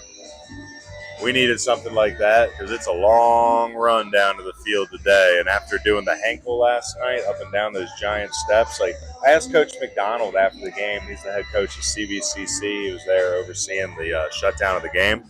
I said, Coach, when was this field made? He's like 1940s. I'm like, did people back in the 40s have giant calves? Like their calf muscles as thick as our torsos? Because going up and down the Henkel, you'd think that they wouldn't have a problem squatting 10,000 pounds.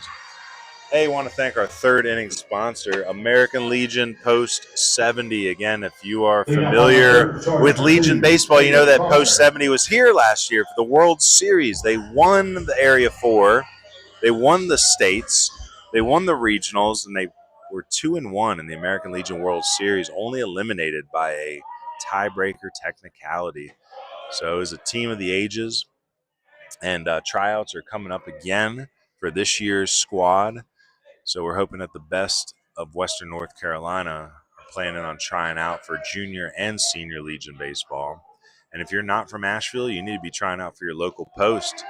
Like here in Cleveland County, Post 82. Or over in Gaston, Lincoln area, where it's the Gastonia Braves. You have Cherryville Post 100, and Hickory it's Post 42, Post 423, and Rutherford. South Caldwell, their Caldwell County Legion was really solid. Their junior team won the states last year. Wilkes County's trying to grow theirs. So Legion baseball, most cases it's free to the players. It's competitive. It's a lot of college level baseball players at the senior level, and we're trying to bring a college recruiting element to it by doing the Area 4 broadcast again this year. We figured if Legion baseball can seize this opportunity where college recruiting has gotten itself to, that it's got to compete with the showcase industry, because a lot of these showcases are 5, 7, 10 grand a year. And the business of the youth sports business is a $40 billion a year industry, and participation's down. Nice read on the dirt ball there by Costner, and he's going to go ahead and take second base. So excellent dirt ball read. Costner reads on the ball. Hit by pitch. So Costner on by the hit by pitch. He takes second on a wonderful dirt ball read. Like I said, he's really upped the focus of his game this past year. Nice pitch there on the corner by Church. But yeah, not a big fan of $40 billion a year industry when participation in Little League's down. I think if we can get community baseball strong and help our kids find their college opportunities through high school and college baseball, then or high school and Legion baseball, we can save some money. So here's a line drive to right field, station to station there. So base hit by Olmsted.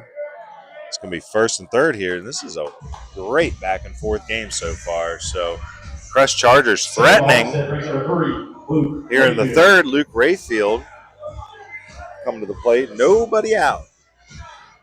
See if coach wants to run for his catcher. Nope, we're going to leave Olmsted out there.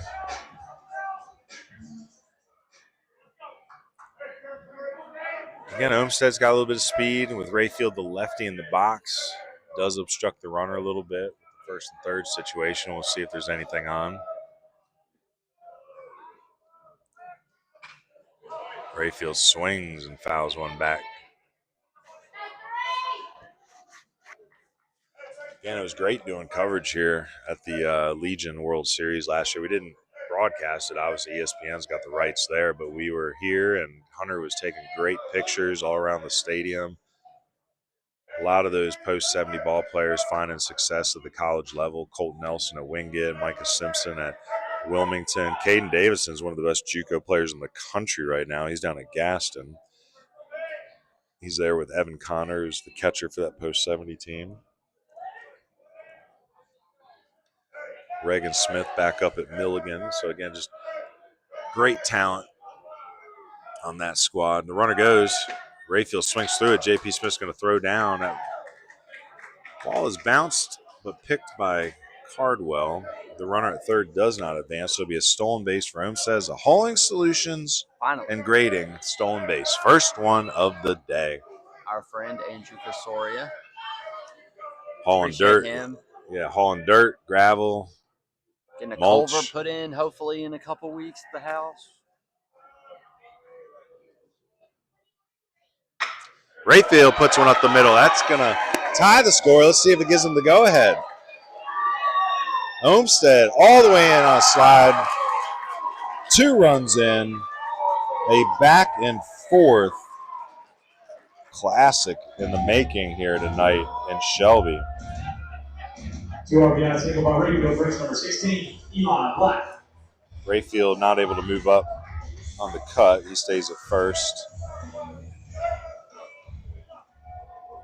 So 3-2 on the Luke Rayfield 2 RBI single. I got an Ion Outdoors mound visit right here. Pitching coach for, is that Coach Laws or is that somebody else? I'm not sure who does what for the coaching staff down there, but that's a good coaching staff. I want to say, weren't we told that Coach Bryant's part of the staff now, former Mars Hill head coach? I believe so. I mean, there's some good baseball good baseball coaches in that dugout. Well, Ion Outdoors, if you mention this ad, you'll get a free consultation. Free consultation and a pool design. So again, Ion Outdoors making backyard dreams come true, whether it's a pool, a patio, pergola, grayscaping. You got to get with them and see what they can do to make your backyard dreams come true. So I'm going to do a little update here. So with Luke Rayfield. Down by number 16, Eli Black. 2 RBI single.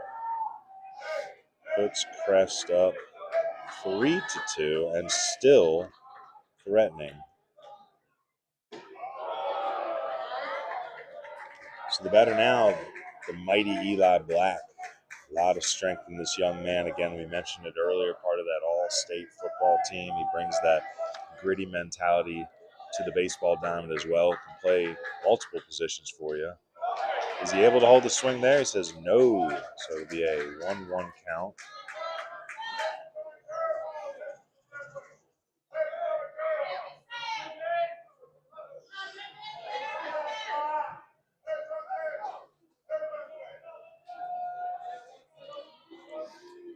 All right, somewhat keeping up with these posts. I don't know if these threads gain more viewership, so I guess the best thing we can do is if you're watching this game at home and you seem to be enjoying it, send the link out. Send it to your friends and family. Try to get the link out early today. Again, we always encourage the players to share it with the coaches that they're talking to or who they want to play for. And we will be cutting up the highlights from this game as well. Good spot there for Church, who's up to 54 pitches. 53, 54, 53. And with it being the last 54. Game of the week, I'm guessing that Coach Parham and Coach McFarland for Lund, they're going to let these guys go as long as they're effective. Ooh, you got to get dirty on that one, Luke. So Luke Rayfield over there at first base, still nobody out. He had the big blow in this inning. 2 RBI single. It was a hit by pitch by Costner, the single by Olmstead. Olmstead stole second. That led to the Rayfield 2 RBI single. Fastball outside. Hey, I'll tell you what, this crowd grew a little bit. We were wondering, like, when we first got here, it was a spacious crowd, kind of thin. Like, you know, granted, it was a third place game that we were watching, but when the game finished, we looked around, like, there's really nobody here yet. So we asked a couple of the parents, like, y'all got your buddies coming? We got friends of Crest, friends of South Caldwell coming? And they did. We got ourselves a nice little crowd now here. Ball 4 to Eli Black. So first and second now for Jackson Swenson. Always get a crack up about his Instagram name when I got to tag him on there. I think it's J Baby Swenson. Baby Swenson. Was he got older brothers? I have no idea. I've not asked. He might be an only. That would, yeah. He's a good kid, man. I like Jackson Swenson. Either the last one or the only one. I've enjoyed working with him and his recruiting. He's grown up a lot. Good athlete, too. His arm's gotten so much stronger. He can really whip it over to first base from the shortstop position, too. Like, his pull downs are 90. His fastball is more of a mid-eights, climbing high eights. A lot of spin on his curveball slider. So Coach Deaton's got some tough decisions to make on him, whether he's going to be a two-way, pitcher only. There's a lot of athleticism, speed. Falls behind 0-2 here. Tell you, it wouldn't have been a bad spot for a bunt, especially with the speed on the bases.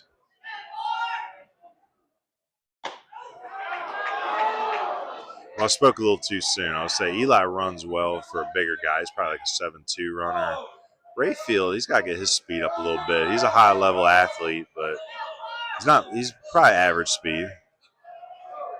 Swenson's quick, but either way, got to try to get these runners over here.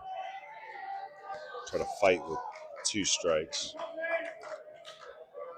Wonder if Church goes back to the curveball here. He seems pretty comfortable throwing that.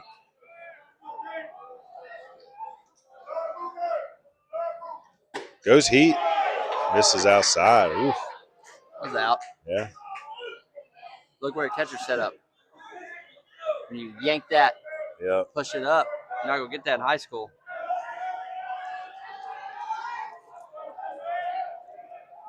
So crowd coming to life a little bit here. Goes the curveball, misses outside. 0-2 to full count. My guess is runners stay put, but got to get good secondaries here. Say the first baseman playing behind Black. Hopefully he can stay out of the double play, getting off with a better secondary. Swenson fouls it back in the netting. If I was Shelby, I'd put a radar gun in and have a spot on the scoreboard for it. I thought they did during the World Series. Maybe they just don't hook it up because it's high school. It's possible. Oh, swing and a miss, foul tip into the mitt. Swenson goes down swinging. However, not a bad AB. Got the pitch count up a little bit after falling behind 0-2. Church now up to 62 pitches. Well, he's gone 21 or 20, 21, 21. So going to push this inning a little bit with the 2-run scored there. So he's still only 1 out. It's Luke Rochester, the DH, ground out to shortstop an inning ago.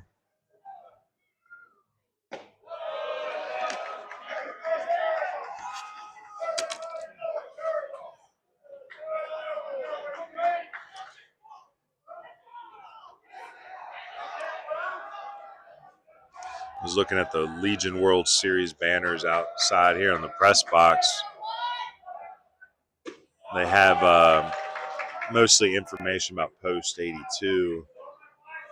Post 82, they've only ever won a regional. I think it was like 1940 something. So I don't think the host here has made the World Series in a long time.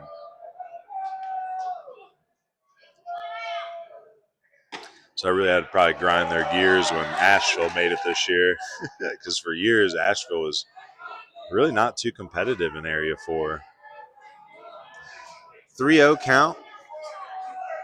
Again, it kind of happened by accident last year, just a perfect storm. It started with a couple Western Carolina commits who had ball 4 here.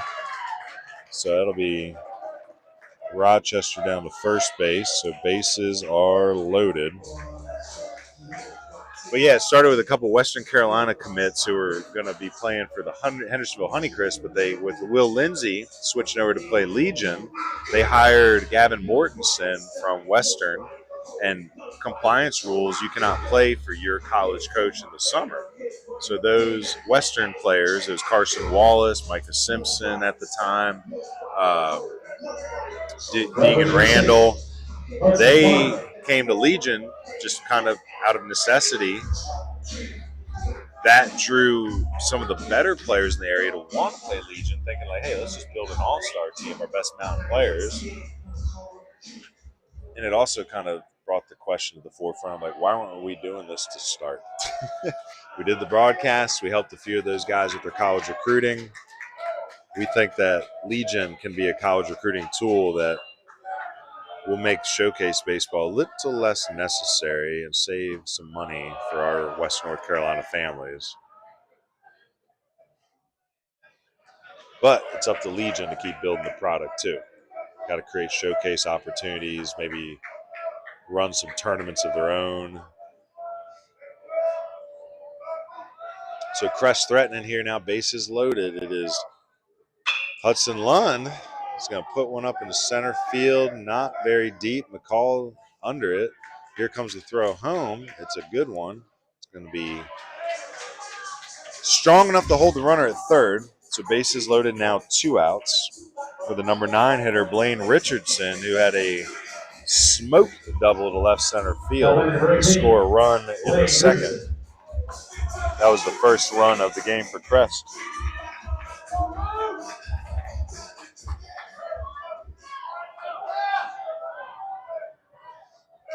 So we'll see here if Blaine Richardson can keep the power surge coming out of the 9-hole. Again, bases loaded here. Church going from the windup. Ball up. Again, Church going from the windup. You got to think Luke Rayfield can get himself a decent secondary down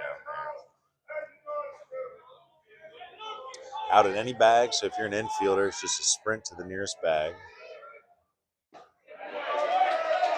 Curveball there lands in for strike 1.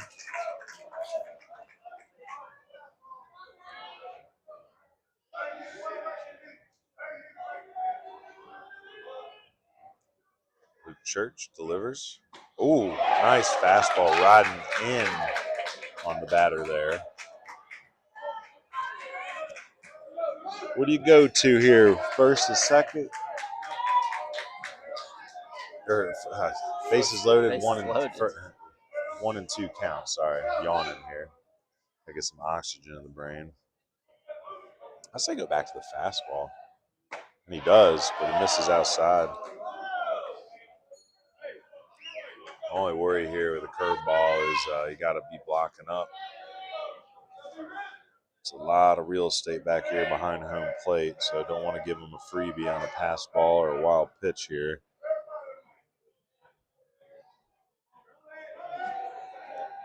So Church has his sign. Goes to the curveball. Strike 3 swinging. So able to work out of the jam. Does give up the lead. 3-2 Crest now. There's a hit by pitch and 2 hits and a walk, 2 walks. Plate 2 runs. No errors in the inning. Heading into the top of the 4th, it'll be Luke Church, Luke Williams, and Jacob Perkins to the plate. Oh, the camera's still working? Oh, yeah. Good to know.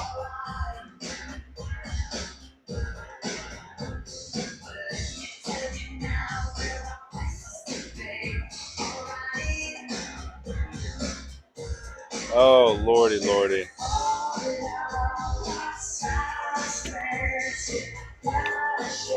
Well, this is turning into a really good game. 2 runs on 2 hits with 2 errors for South Caldwell. Crest, 3 runs on 5 hits and an error. Hudson Lund still out there dealing. Haven't seen a lot of small ball yet.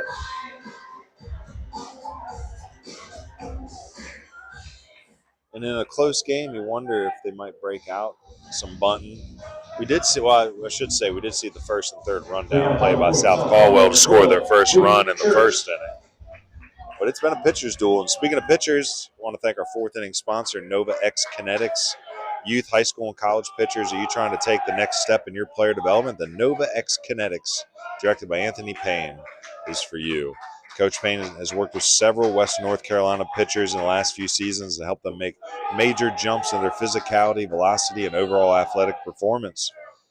So, get with Coach Payne today at Nova X Kinetics. He offers in-house and remote training options for high school and college level athletes. So it's Nova X Kinetics, new school data, old school grit. Ground ball to third base. He's going to start this inning off. It's Costner on the play.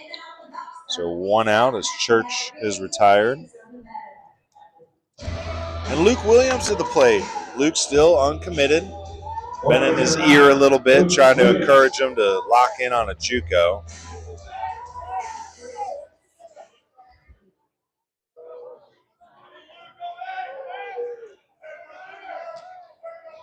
First pitch to Williams. Going to take it low for ball 1.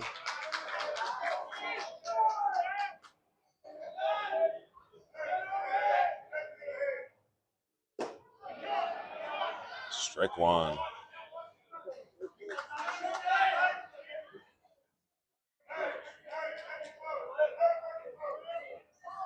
Sorry, coaching with some, or texting with some coaches real quick. Got some questions on the players in the game, and that's always a good thing. But if you ever hear me go quiet, that's hopefully the reason every time. So they say hit him? Yep. So he's going to go down to first base for a 1-out base runner here. It'll be Jacob Perkins now to play. So Williams, the tying run at first base here at the top of the 4th inning. Perkins gave it a ride to right field last time. Stayed behind one. Really sunk into it. But hit it right in the vicinity of Blaine Richardson. Ground ball to third baseman Costner. Nice pick. He's going to throw to second for 1. Back to first is not in time.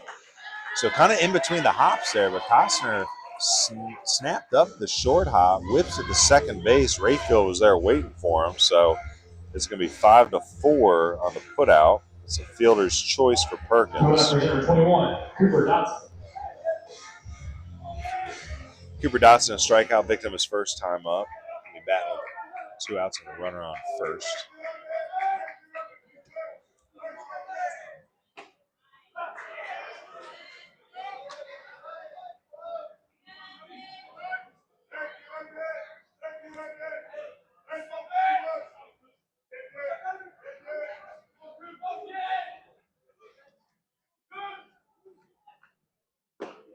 So again, Dotson, the left-handed swinger, senior first baseman.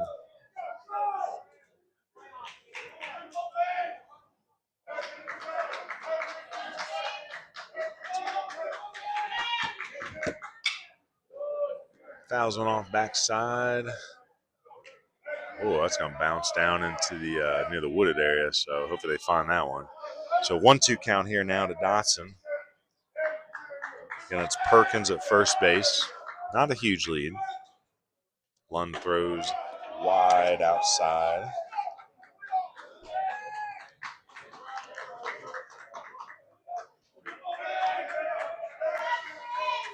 Again, been shooting some radar on these guys throughout the evening. Been low 8s for both. We get some updated numbers here on Lund.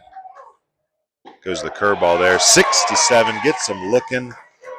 Strike 3 on the corner. All called strike 3s brought to you by Burlett Painting. Paint the corners with Burlett. So that's it for South Caldwell. Heading into the bottom of the 4th. Crest still got the lead. They'll be at the top of the lineup, Melton, Costner, Olmsted.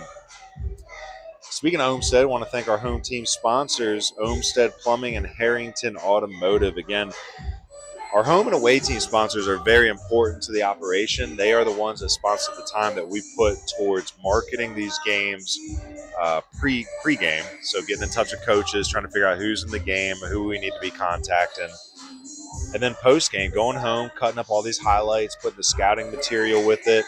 Caught up on a lot of film this past week as I finally have a functioning computer. I think I got 6 games to catch up on, so we're going to be editing a little bit more through the weekend.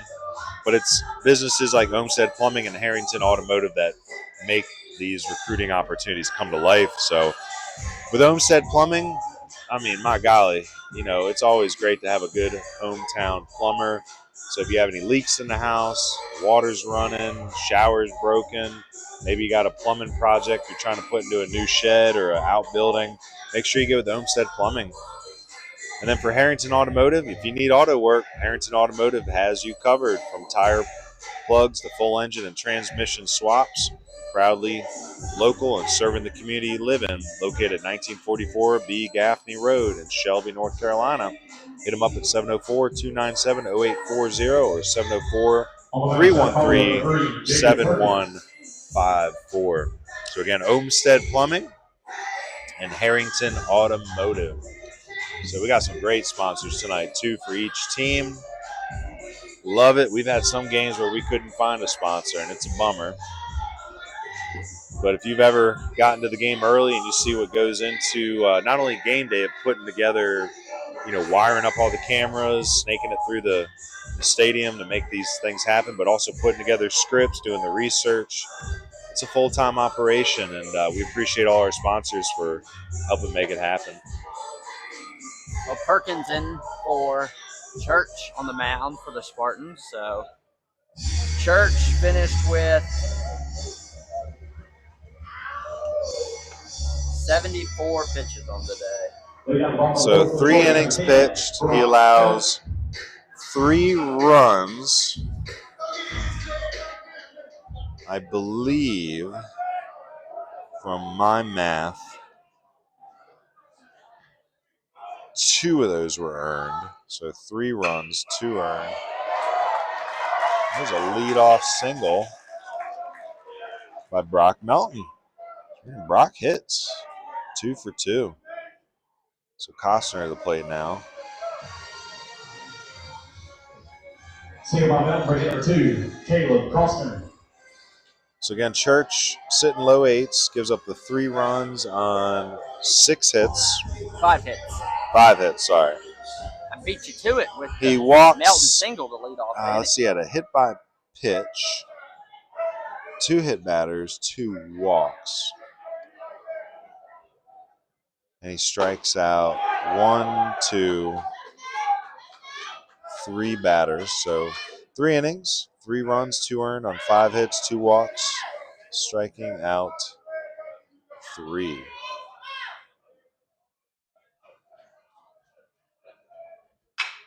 Pop foul. So Jacob Perkins, our first look at Perkins.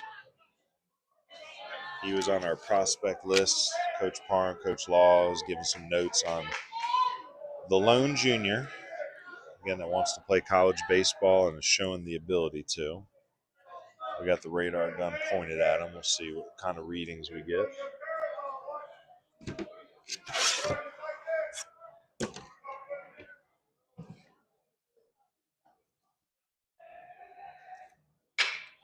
Slammed to left field. So back-to-back singles by Melton. Oh, bobbles it. Craig and left. So back-to-back singles here by Melton and Costner. First and second. I'll tell you, it seems like the offensive parade is starting to come out a little bit, like we talked in the pregame, rattling the sabers a little bit.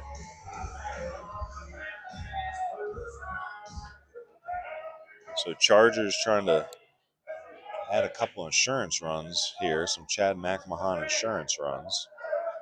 Landry Olmstead working on a 1-for-2 game. He's got a run scored. He's got the only stolen base in this game as well.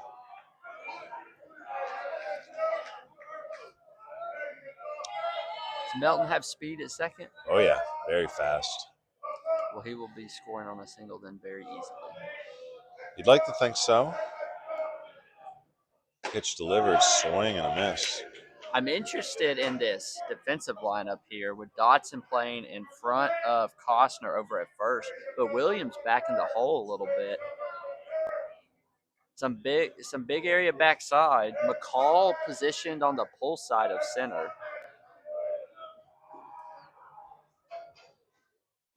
Ooh, hits him. So rode up in on him. No defensive position can do that there. So third hit batter of the game.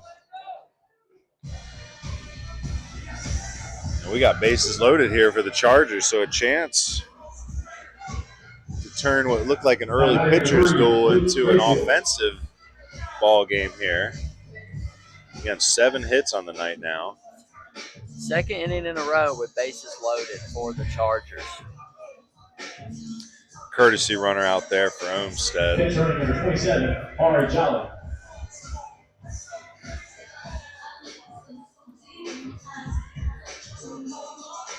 I'm not 100% who Coach has running over there. They said 27, and he's not on. Mr. Jolly. Jolly? M. Jolly. So let's put that on there. M. Jolly, courtesy runner. Not on the Max Preps roster, I guess. Nope. Ground ball. Rayfield has got pay dirt up the middle. 1 run in. Here comes the second. Throw comes into third. Nice job by Rayfield to read that on the backside. Nice job by Rayfield to move up. So 2 more RBIs for Rayfield. That gives him 4 on the day.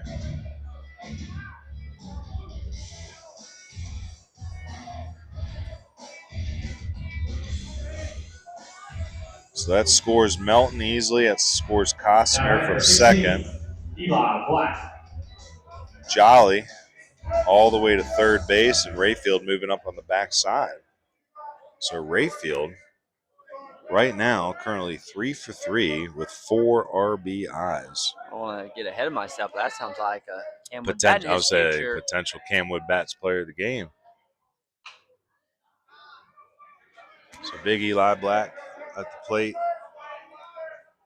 Black has some power. We saw him hit a home run last year versus West Henderson at their place. Backside, hit one over the right center field fence. Falls behind 0-1 here. Swing, not the best part of the bat, but that's going to get the job done. 1 run is in. They're going to go ahead and hold up Rayfield. So RBI single for Eli Black. Scores Jolly. So it'll be first and third. And right now, Chad McMahon insurance runs aplenty. 6-2. Already matched their score from last night. So 6-2, 9 hits for Crest. Here's Jackson Swenson. Jackson 0 for 2. Swing and a miss. I like that, being aggressive there. Still no outs with runners on. Waiting for your pitch. I love that from Swenson. Say trying to put a crooked number up. 1 run in the second, 2 in the third, and 3 now here in the fourth. Swenson hits a hard shot to center field. Nice job tagging up. And an even better throw by Corey McCall. Drills Rayfield at the plate. So that is 8-2 on the putout. Eli Black's still there at first base. So excellent job. Again, line drive, sinking liner. McCall's already on the run. He's got the momentum. And an absolute bullet home to J.P. Smith. Nails Rayfield with room to spare.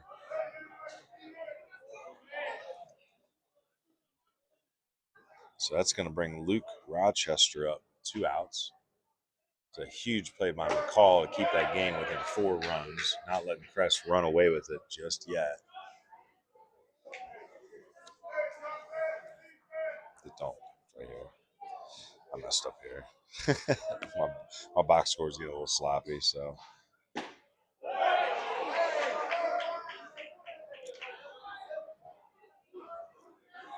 So ahead quickly here, 0-2. Again, that shot by Swenson was off an 80-mile-per-hour fastball, so trying to get a couple reads here. 83 on that fastball.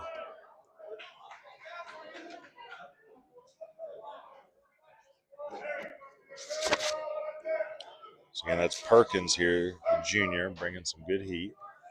About 80, 83. Throw down here by Smith. Oh, nice Doesn't throw. matter. And Doesn't matter. Oh, it was a strike 3? Okay, I'm watching. I was watching the runner.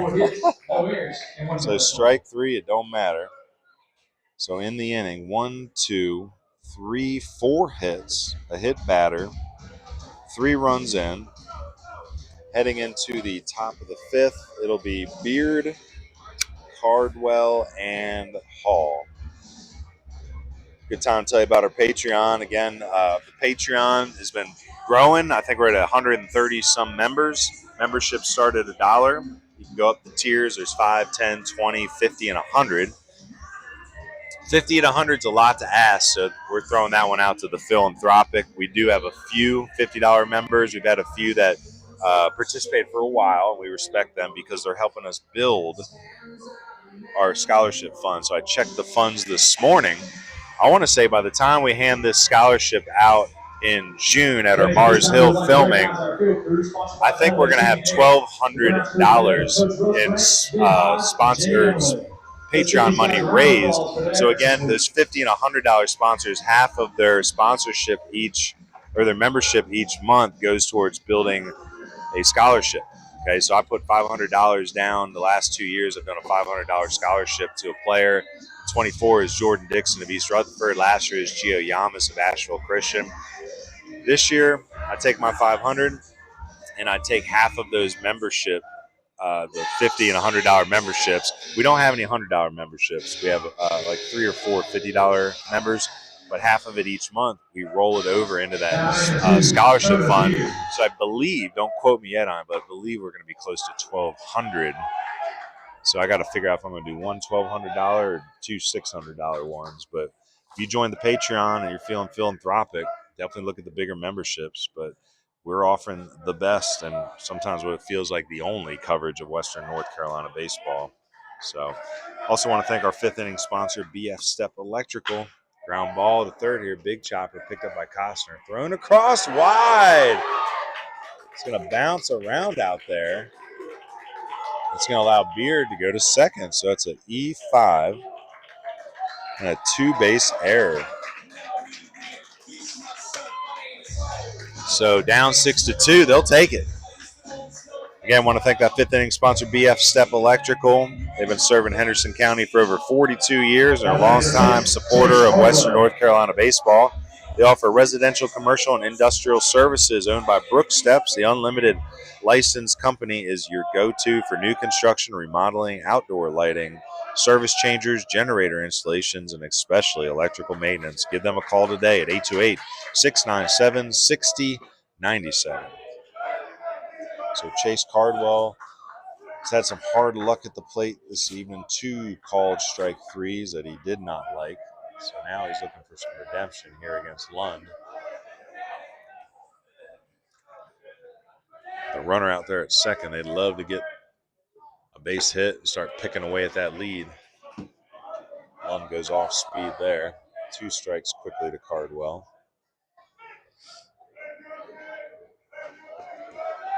Again, Chase going to be playing at Surrey Community College next year. Going to be a knight in that Surrey program. 80-mile-per-hour fastball runs outside.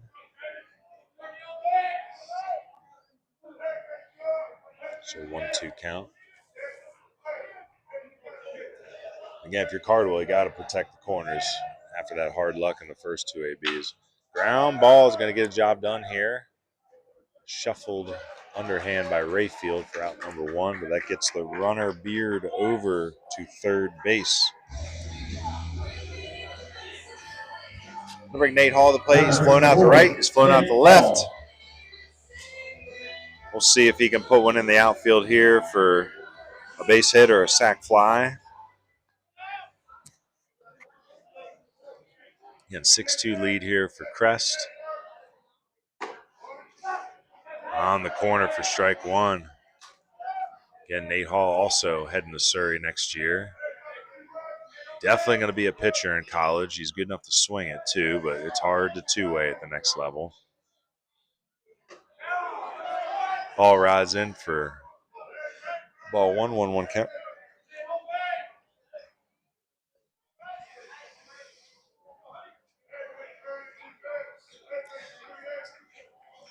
Got some Spartans getting loose out there in the bullpen. Hall's going to put a charge into one. Oh, wow. So that ball had some top spin on it. That was Willis out there making a dive, but unable to come up with it. So 2 out. 1 out single for Nate Hall. That's an RBI as well. So RBI single makes it 6-3. Corey McCall up now for a third time. Corey walked and hit a double. Scored a run there in the first inning as well. Part of that first and third rundown play. He was able to sneak in from third base. Nate Hall's got good speed at first base. Again, only 1 out.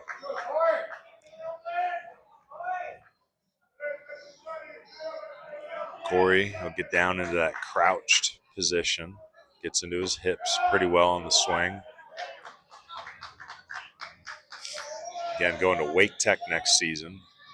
Power hitting threat, good defensive outfielder. Multi-tool athlete. I think Coach Russ will like his work ethic, his personality. He's going to hit one here in the 5-5 hole. It's dive by Swenson, able to come up with it. So back-to-back singles here by Hall and McCall. We'll see if the Spartans can get something rolling here. With 1 out, J.P. Smith going to be your batter. J.P. reached on an error in the first. He's 0 for 2 technically. Hey, we got ourselves an Ion Outdoors mound visit.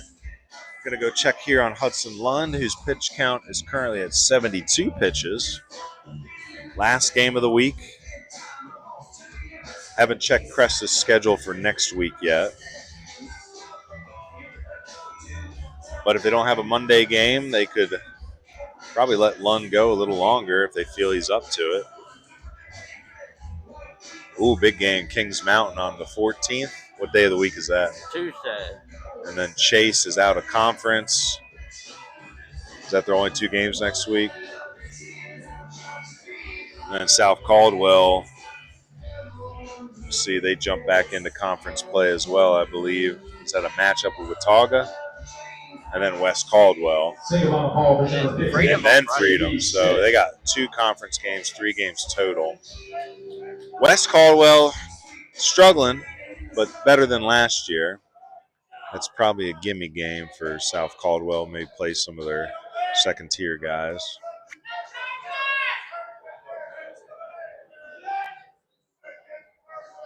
Here's the first pitch to J.P. Smith. That is high for a ball.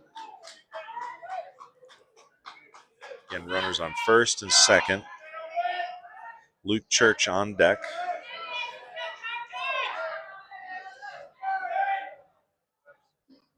Curveball. Ooh, I guess they said it missed high. So 2-0 now to Smith.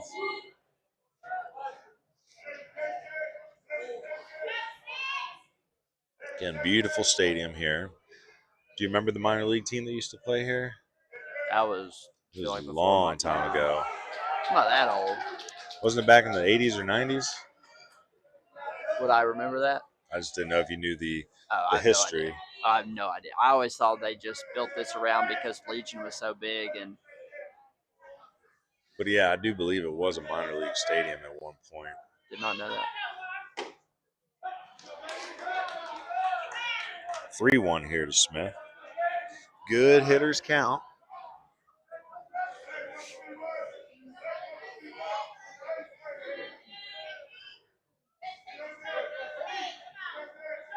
Here's the pitch. Swing and a pop foul.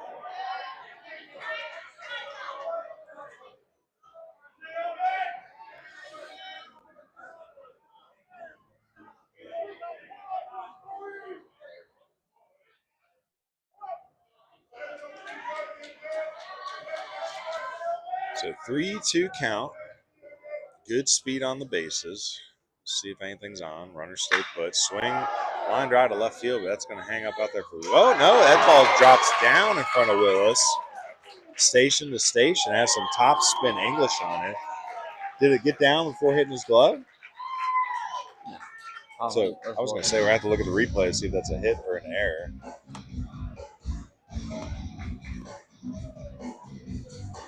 I think it hit in front of what did they put up on the scoreboard? Did they add an error? They had an error, so Yeah. I'll give it an error because that's what I thought it hit his glove. His glove. Okay, so we'll say E7. Bases loaded here.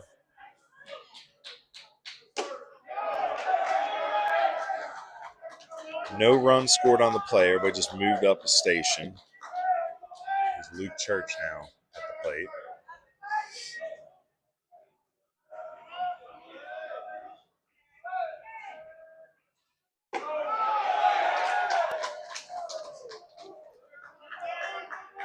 So falls behind 2-0 here to Church. Again, that line drive might have some top spin on, a little English out there. Again, you got the stadium lights to deal with. Swing and a miss. But, after making a tough error like that, the best thing you can do is want the next one hit at you. Want to redeem yourself, find your focus. Pop fly center field. It'll be Melton. Everybody's going to tag. So, run scores, and the runner moves up to third base as well. So, it's Hall coming in to score on the sac fly, RBI. McCall moves up to third. So it's first and third now. It'll be Luke Williams trying to continue to cut into that lead, 6-4 now. Again, Luke, uncommitted senior, still looking for the right home at the next level. Wants to play in college. Also can throw it pretty well on the bump. So good athlete, hitting in the 6th spot tonight. Was hit by a pitch back in the 4th inning. And then was retired 5-4. A fielder's choice ground ball by Perkins that followed. 2 runs in here in the 5th. And unearned runs, too. E5 opened up the inning. And the RBI single by Hall. Corey McCall behind him with a single. And the sac fly RBI. Had the E7 out there in left field, so 2 errors in the inning to extend it.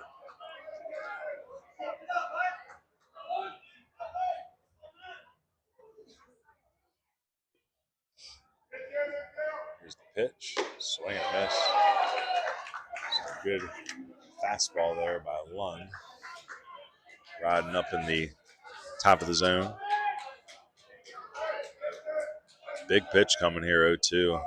Trying to hold that lead. 81-mile-per-hour fastball hit foul.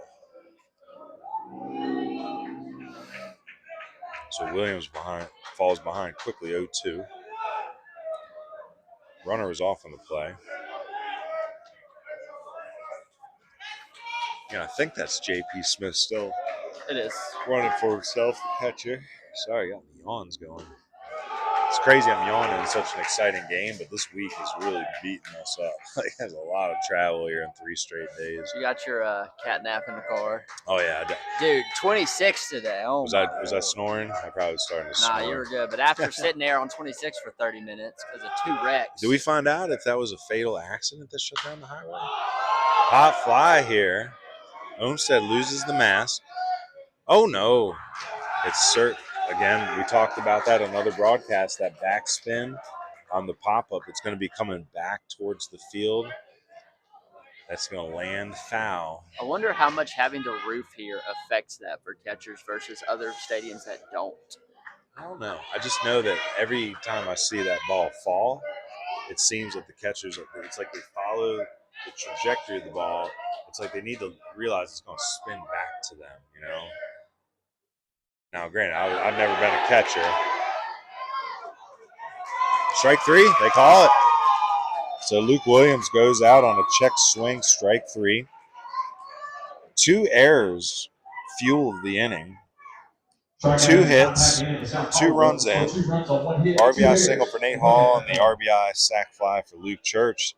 So it cuts in the lead 6-4. We're going to go into the 5th inning here. It's the bottom of the lineup: Hudson Lund, Lane Richardson, the back of the top, and Brock Melton. I want to thank our away team sponsors today. Again, wonderful home and away team sponsors today. Our 2 away team sponsors for South Caldwell are Poovies Chapel Baptist Church and Foothills Realty, LLC. Again, thank you to those businesses. They're the ones that sponsor the time that we take before each game to market to college coaches. Again, it's a longer process than you think. It's phone calls, text messages, getting with the high school coaches to make sure we know which prospects we're covering. And then after the game, going and cutting up all these highlights. So tonight, what you're seeing, we'll take the best of it, cut it up, tag the players on their social media accounts so they can share for college recruiting. So Poovies Chapel Baptist Church, thank you so much for being our away team sponsor. Located in Hudson, North Carolina, Poovies welcomes you and your family to come worship. Opportunities for all ages. Also offering Bible College and Pine Mountain Academy and preschool. Just remember, Jesus loves you, and Poovies does too.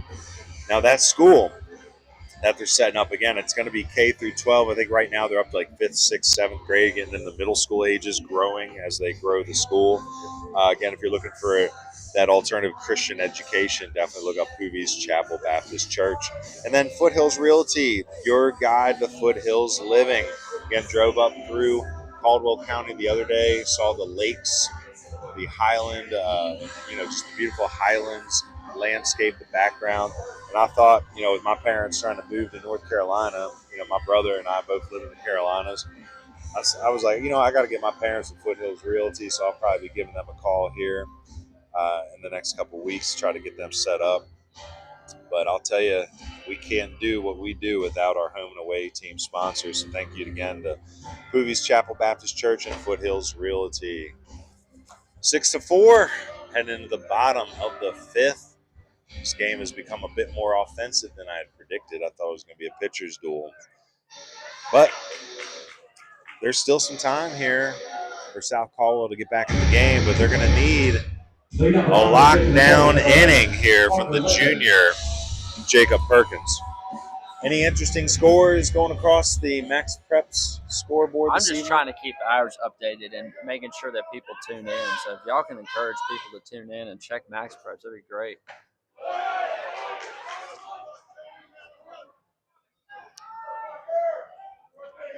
I'll try to read some for us.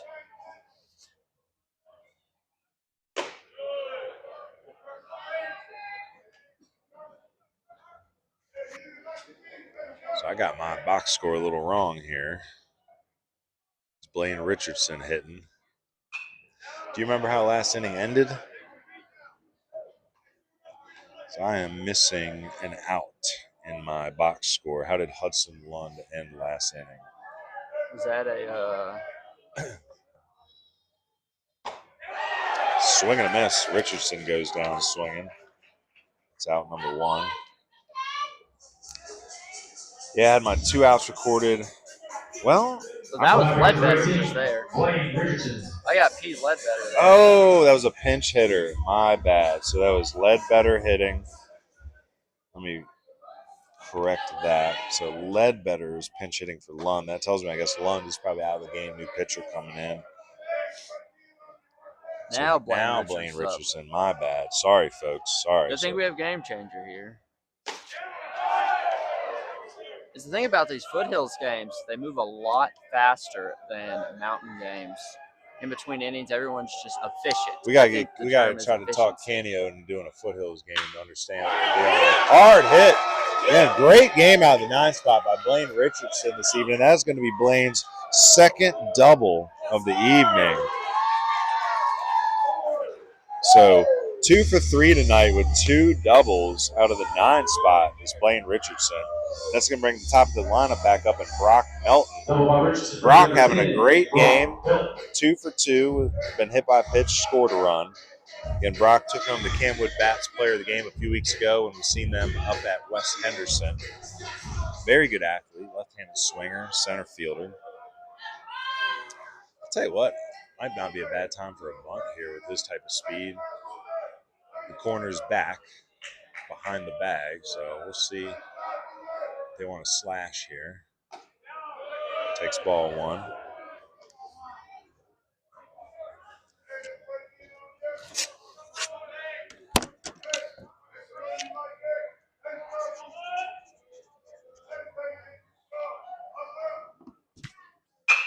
There's a ground ball, and that is going to sneak through the 5-5 hole. Runner's going to hold up. So again, looked like a routine ground ball off the bat, but based on where the infielders were set up, it found a hole. So Melton, with his 3rd hit of the game. 11th hit for the Chargers. My Lord. So Melton 3 for 3 with a run scored and a hit by pitch. Been table setting tonight. Caleb Costner now to the plate. Caleb is 1 for 2. He's got a single and a hit by pitch. He scored 2 runs tonight. Again, Perkins, good pitcher's frame. His velo's been pretty good, low 8s, but we talked about it in the pregame keys to the game. Crest has been a good offensive team, but I've talked to Coach McFarland, more than some of the other coaches, but it's just been kind of that steady, like waiting for that big game where the whole offense clicks and really shows the potential the Chargers have, and we're starting to see a little bit of that here in this game. So again, it's not that they've struggled to score runs. I feel like they've just struggled to fully encompass their offensive skills and apply them. So runner goes here. Smith's going to throw down a second. Oh, they're going to start the rundown here. So Melton being chased here. Runner's going to break late. He's going to be out by a mile.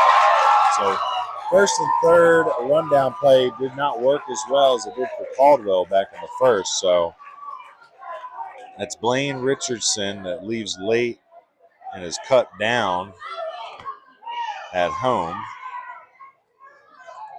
Melton is going to make it to second. That's technically going to be a stolen base for him. So it's Machauling Solutions and grading stolen base. There's something like 2 to 6 to 3 to 6 to 2, maybe. I don't know if we're going to get that exact call done, but again, that's Richardson out at home for the second out in the inning. This pop fly is going to be caught by Chase Cardwell for out number 3. So Costner pops out to end the inning, and Chargers kill their own rally there. So my whole thought there was like keep the runners on base to get to Luke Rayfield, who's already got 4 RBIs. So the first and third rundown play backfires. 3 outs after the pop-up. Heading into the top of the 6th, it's going to be Perkins, Dotson, and Beard at the bottom of the lineup. Well, social media, that's a real thing. And unfortunately, we have to participate in it. So we try to do a good job, though. So again, YouTube, if you have not liked and subscribed to our YouTube channel, please do. It'll keep you in touch with all our broadcasts. We run a good Facebook page, an X page, and an Instagram page. The X, I think, is great for college recruiting. I don't think there's a need for players to spend money on any sort of recruiting service website. X is all you need. All the college coaches are on there. Instagram, Hunter is pretty impressed that we're up over 1,200 followers now on Instagram. That seems to be growing. That's where the kids hang out.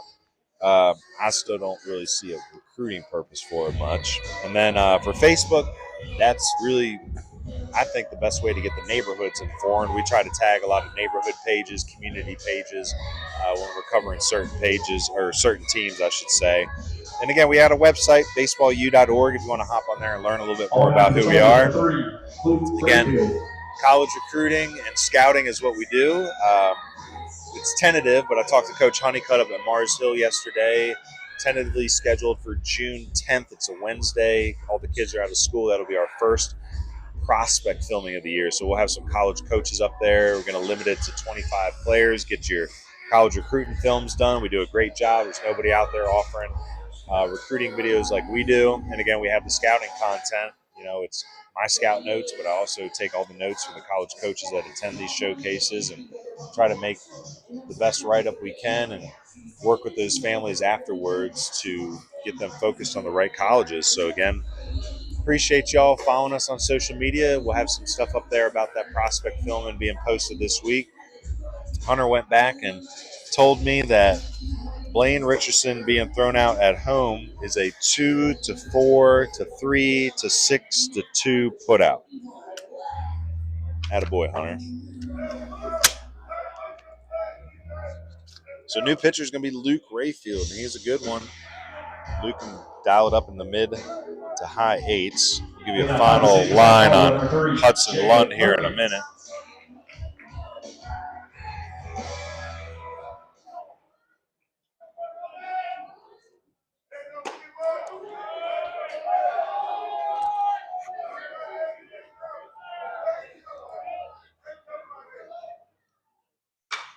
Foul ball here by, let's see, where are we in the lineup? We are at Perkins, that's right, so 7, 8, 9. I think Lund finished with 88. You're going to give us a line on him as Rayfield comes in.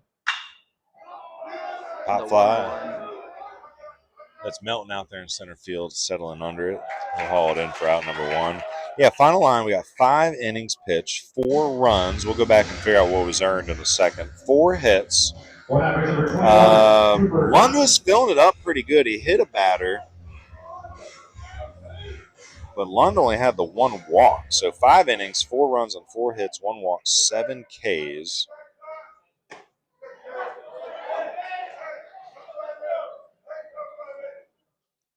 You ready for this? Only 1 run is earned.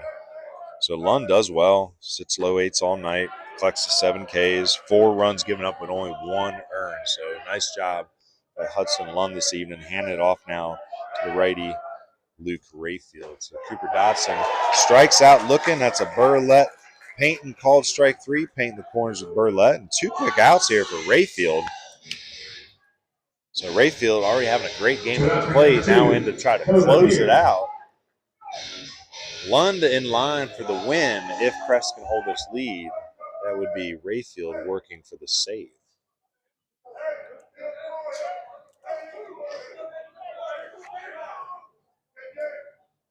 Fastball in at 86 miles per hour. So a save, 3 outs per run. Yep. So technically, if you go 4 in high school and you're up 3 runs, that's a 3. You could get a 3-inning save. You could be up. That's a nice play over there by Eli Black, snagging the liner for a 1-2-3 inning. To answer your question, I think you could go 3 innings. I think you could technically be up 9 runs. Each run or each out kind of counts as a potential run. So again, there's some weird save rules. That's a whole nother conversation. I'm not, my fingers aren't directly on the pulse of that conversation, but I believe it's an out per run. So that's why when you go into the ninth inning up 3, you get the save. So if you're up 6 going into the second, or with 2, if you're up 6 going into the 6th inning, that would be a save as well if you finish those last 2 innings. So again, if I'm wrong there, if there's any other baseball enthusiasts out there that know the save rules, feel free to put them in the chat. Well, it's a 1-2-3 inning for Rayfield. Heading in the bottom of the 6th, it's going to be Olmsted, Rayfield, and Black. I want to thank our in-game sponsors. You've heard their names called a little bit more. Ion Outdoors is our mound visit sponsor. Chad McMahon State Farm Insurance is our insurance run sponsor, so Crest going for a few of those. Granning Landscaping, we just seen a Granning glove work there from Eli Black, so all our web gems brought to you by Granning. That was a good one there by Eli. Called Strike Threes are by Burlett Painting. You've heard a few of those. Starting to try to figure out what our next level play of the game is going to be. Dude, I've been trying to think on that, been cutting clips. I mean, is that worthy so far? I don't know. What is my favorite play of the game? It's been a little sloppy. We got 5 errors. Offensively, Luke Rayfield had a 2 RBI single that put him ahead. Still time. So we'll see what our next level play ends up being. I like the first and third play in the first inning by South Caldwell, but we're beyond that. I like the 8-0 double play or 8-2 double play. Oh, the throw home by McCall was pretty juicy on that throw. I clipped it. So. I was going to say that might be up for. I just like a good hard outfield assist sometimes, I do like the Eli Black snag there. Landry Olmsted up for a 4th time. Landry's 1 for 2, was hit by a pitch and scored a run there in the 4th. Actually, he did not. He was pinch run for. So I believe he scored his first run there in the 3rd, though. He ran for himself. So a single and a stolen base and a run scored, 1 for 2. So again, bottom 6 here. This would be the last opportunity for Crest to put some insurance runs on if they end up holding the score here in the 7th. So last AB unless South Caldwell storms back. 2-2 count here. Delivery from Perkins. Oh, it's a mile-high pop-up. It's out in front of the plate. Let's see if this gives Smith any trouble. It does not. He made that look routine, so fouled the spin back in very well. So pops out to the catcher for out number 1. That brings Luke Rayfield to plate. Luke having a great day. 3 for 3 with 4 RBIs. Luke was the runner thrown out at home by Corey McCall there back in the 4th inning. But yeah, 4 ribs on the night for Rayfield. He's also in there trying to go for the save. Hit a sky ball out to left field. Can of corn out there for Craig. So if that's the final line tonight for Rayfield, that's 3 for 4 with 4 ribbies. 16, Eli Black. Eli Black had an RBI single back in the 4th. He's 1 for 2.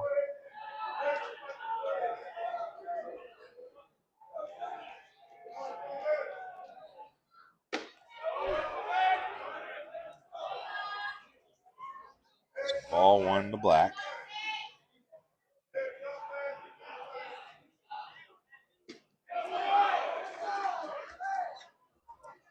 So 1-1 count evens up.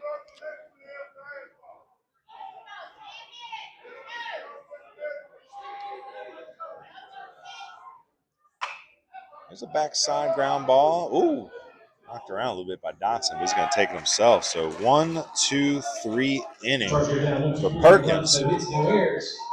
Last chance for South Caldwell as we head to the top of the 7th. Starting to get a couple of the final lines here. Start telling you about a few of them as we move along here in the top of the 7th.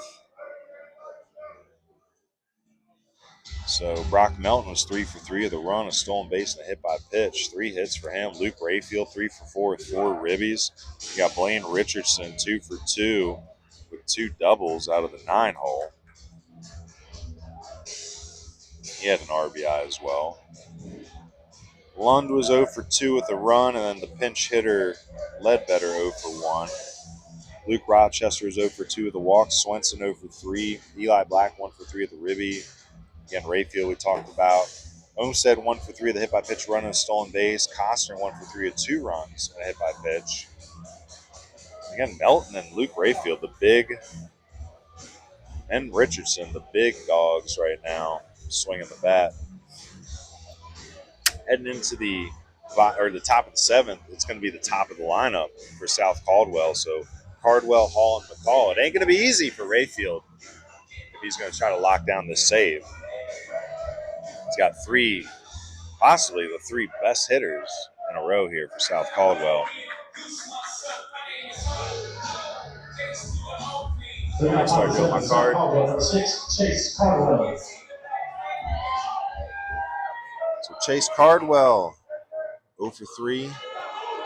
Trying to change that here and start a rally in the 7th. 7th inning sponsor is Hale Tax Solutions. Again, the official tax preparer of Baseball University, have been in business since 1997, and they're headed by former IRS agents, so they understand the tax system's complexities, and they can help guide you to your maximum return. And remember, tax season's right around the corner here, April 15th, so if you still need tax work done, nobody's better. So tax season in full swing. Give Hale Tax Solutions International a call at 828-435-6082.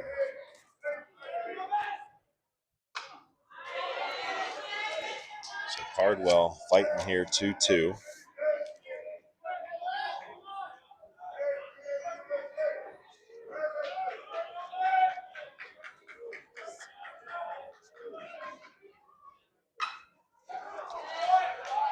Good fight here by Cardwell. Again, the Surrey Knight commit.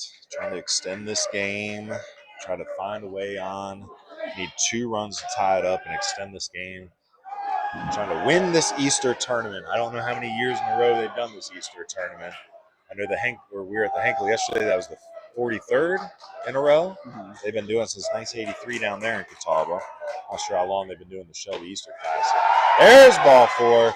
Finally gets a call on the corner after having 2 strike 3s on the corner earlier in the game. So maybe a rally starting here for South Caldwell.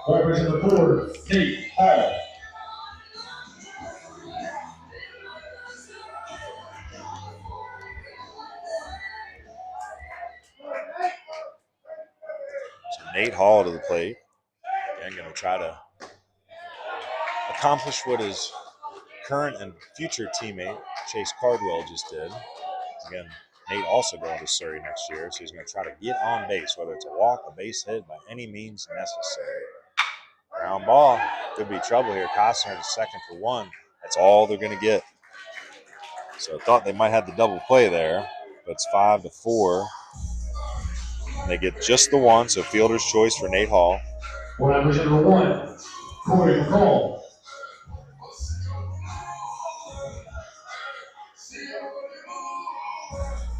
It's a tough batter to get through here for Rayfield. This is one of the best in Western North Carolina right now. Corey McCall. Currently 2 for 2 with a double and a single. Also a walk, scored a run. Technically got a stolen base when he scored that run, part of that first and third rundown.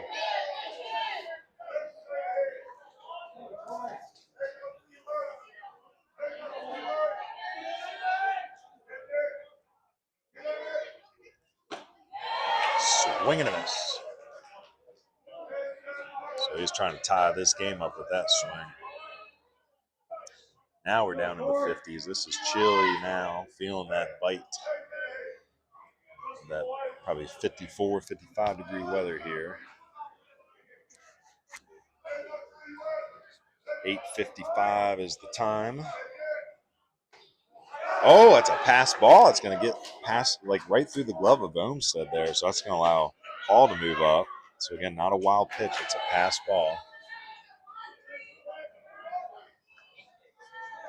Here you go. So I was looking up earlier what minor league teams have played here. So Western Carolinas League, South Atlantic League, 1977 to 82. You had the Shelby Reds, the Shelby Pirates, and the Shelby Mets. So for 5 years they had minor league baseball here.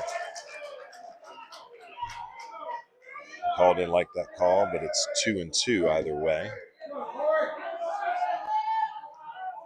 Big pitch coming here from Rayfield. Goes to the heat and misses up. 57 degrees is where we stand.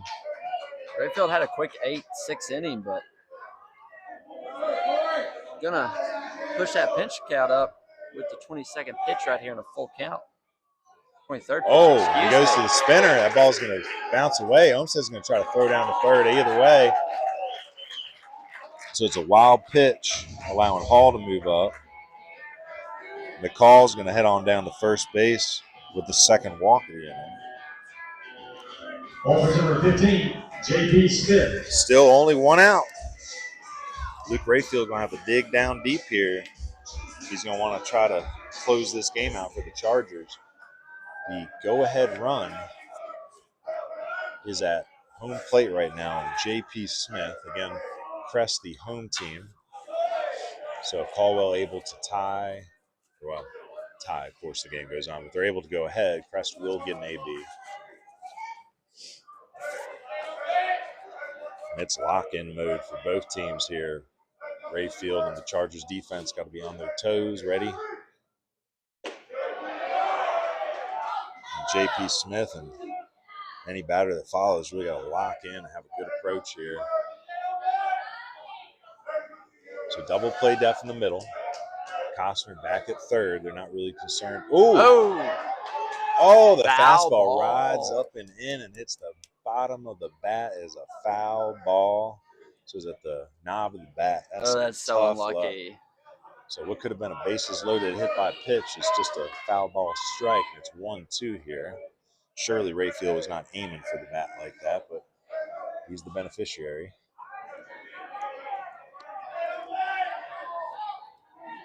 So Rayfield, 1-2 count, coming up to Smith. Goes the curveball and misses just outside.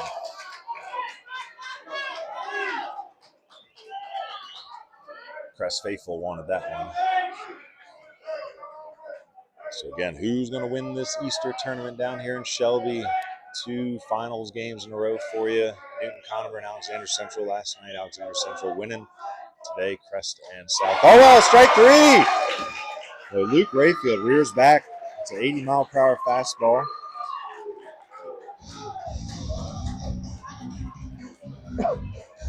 Number 12, Luke Church.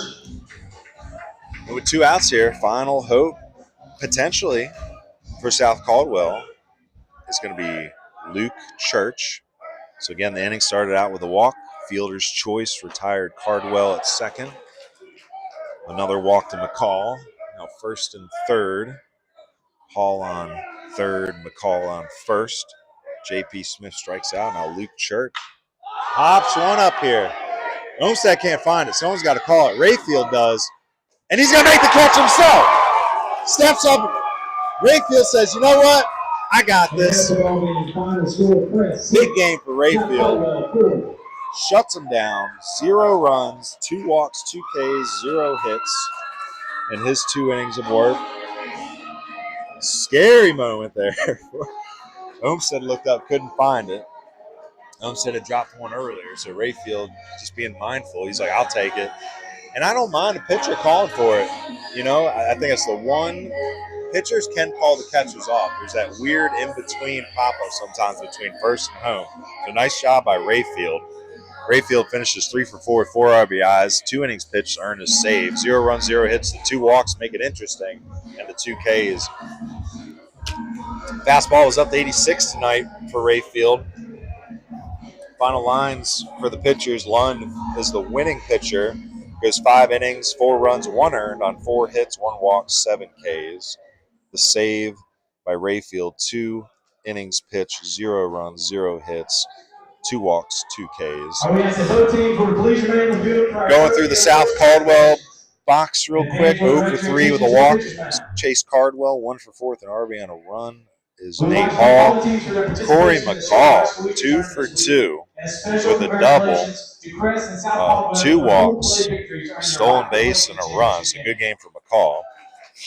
J.P. Smith is 0 for 4, reached on an error twice. Actually had a stolen base to add to it. South Caldwell Spartans. Luke Church is 0 for 3, but he did have a sack fly RBI. Luke Williams was 0 for 2, but had a hit by pitch.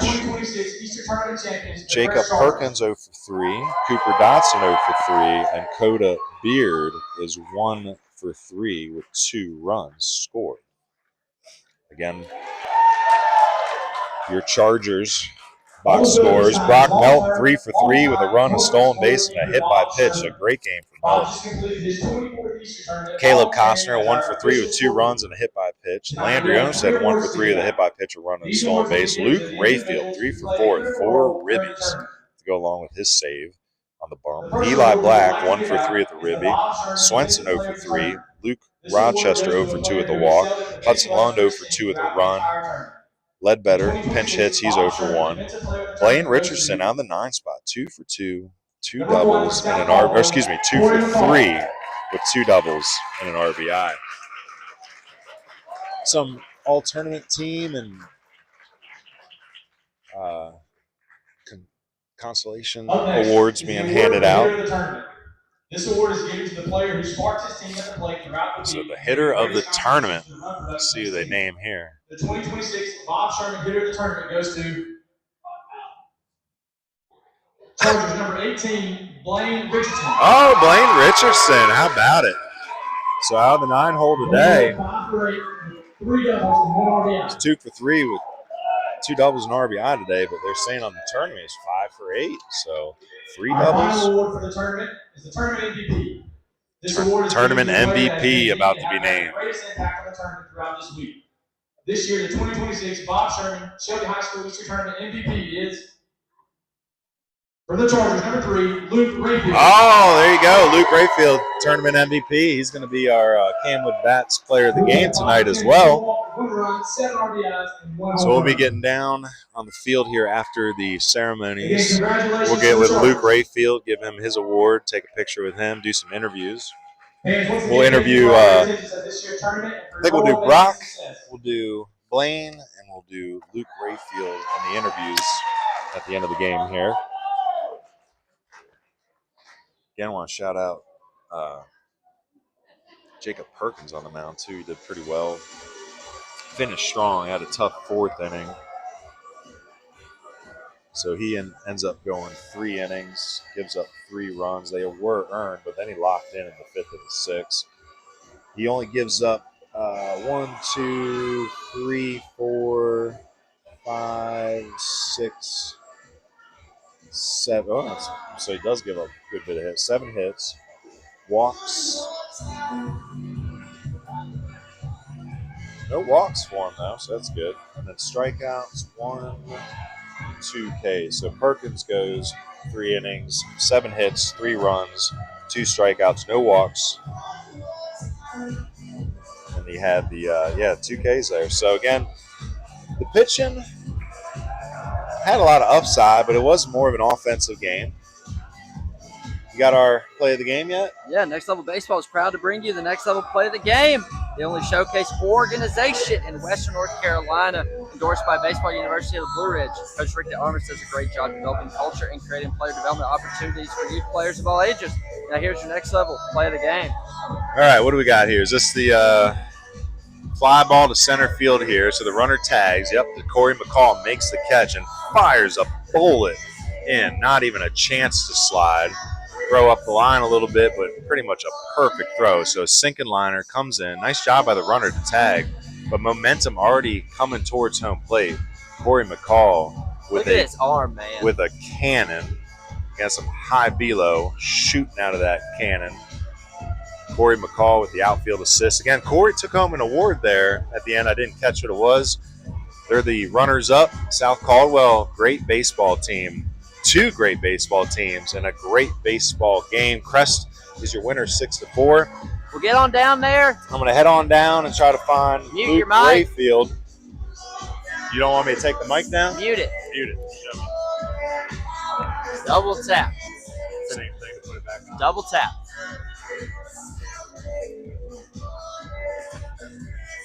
Hey,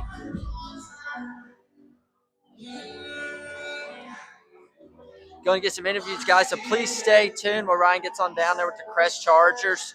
Defeat the South Caldwell Spartans 6-4. What a game. Glad we can bring it to you live.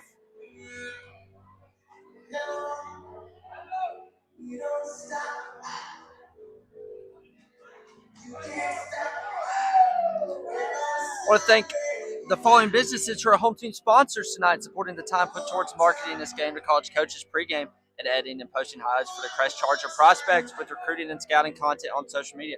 Appreciate Olmsted Plumbing for being one of our home team sponsors, as well as Harrington Automotive. If you need auto work, Harrington Automotive has you covered from tire plugs to full engine and transmission swaps. Proudly local and serving the community you live in. Over at 1944 B. Gaffney Road in Shelby, 704-297-0840 or 704-313-7154. Get with Harrington Automotive. I want to also thank the following businesses who are away team sponsors this evening for sponsoring the time put towards marketing this game to college coaches pregame and editing and posting highlights for the South Caldwell Spartan prospects with recruiting and scouting content on social media. Appreciate Poovies Chapel Baptist Church in Hudson, welcoming you and your family to come worship. Opportunities of all ages. Also offering the Bible College and Pine Mountain Academy and Preschool. Jesus loved you and so do we. Appreciate Poovies Chapel Baptist Church, as well as Foothills Realty, your guide to Foothills living. Need any realty in the Foothills area, give it Foothills Realty. Appreciate them for being our second away team sponsor for the South Caldwell Spartans. We're going to try to maybe read some scores in here while we're at it, but Spartans record 4 hits and 2 errors on 4 runs. Well, the Chargers slug it out, 11 hits, 3 errors. It's a little sloppy on the defense, but it's the 3rd game of the week in a row over here. Scored 6 runs.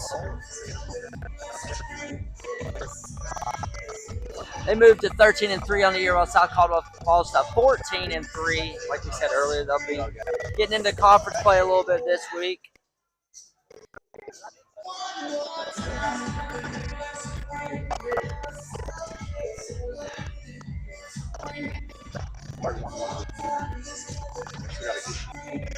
Don't be bad. East Lincoln falls to Elmira 2-0. Piedmont defeats Shelby. I think that was the 5th place game here in the Shelby Eastern Tournament. No, that was not. That was the 7th place game. Excuse me. TC Robertson over Indian Land 6-5. Burns in the 5th place game 2-1 over Kings Mountain. I know Tuscola beat Chase. I don't remember the score. It's not on Max Preps right now, but they did win the 2nd place game, the 3rd place game here. Wesleyan Christian over Asheville 15-0. Check. Over Avon Lake 8-1. Bandy's over Lincoln County. That's not Lincoln County, North Carolina 9-0. Christ School over ACA 10-0. Watauga over South Iredale 8-2. No Elkin North Stokes score yet. Not a techie guy. It's crazy. No North Lincoln score. Well, Kenwood Bats located in Haywood County for search baseball and softball players across the country. Game Bats trainers teach tutorials and more. All available for purchase at kenwoodbats.com. As part of our partnership with Kenwood, make sure to use the coupon code BBUWNC for a 10% discount on all purchases through their website. Appreciate Kenwood Bats. Sorry, guys. He's still telling me. And now, here's Ryan with our Kenwood Bats player of the game. Walking into the screen here. All right. Ryan, Mike, check. hopefully I can hear you. Take it away. You ready, Hunter? All right. Well, so Blaine, I don't think you were in the lineup the first time we saw you up at West Henderson, were you? No, I wasn't. Man, a great addition to the lineup. Yeah, so Coach McFarland, you got to ask him, Coach, what are we doing? I'm just kidding. We'll speak on Adam. Adam's a great coach. Yeah. How did he get you guys fired up for this tournament? Because it's your conference game. So how did we? He was just telling us that it's our tournament to lose since we won it last year and attack everything and just play defense the best we can. I didn't realize it was 2 years in a row, you guys. So, I mean, you hit 2 doubles out of the 9 hole today. A lot of these pitchers, they'll get to the bottom of the lineup and they think they can rest a little bit, but not tonight. 3 doubles in the tournament. Is that what I heard? So 5 for 9. I'm wrong. 6 for 8. So I don't know. So 6 for 8, hitting the heck out of the ball. Take us through the last couple of weeks. How's your approach at the plate improved? What are you looking for at the plate? And just what's click? Yeah, so he anybody that's not been doing good, he's telling us to attack the fastballs and just adjust to the off speed. So mainly the coaches are helping us. So just keep simple. Yeah, just staying simple helps.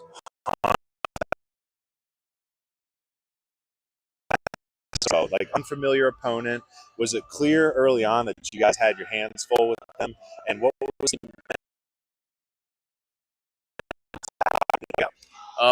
Coming in the game, we were like, oh, we just got to attack. It's another opponent. We know they're going to be good. But when we got down, we were just coming back at it, coming back strong. Good deal, man. So, some of these guys. Well, this guy's familiar, Mr. Brock Melton. You took these bets. You have one in the docket. 2 games.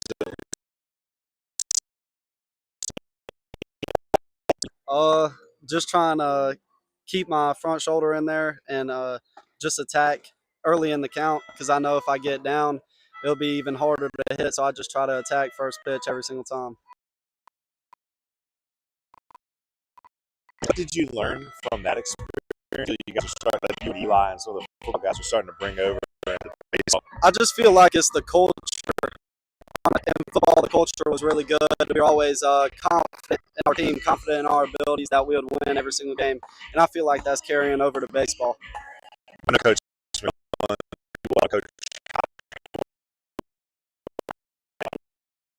Like, what's the culture? It's really good. I mean, we stayed hyped the whole game, rallied behind our guys even whenever we got down a little bit. We stayed up the whole game, and I feel like that pushed us to the win, honestly. Look in on there's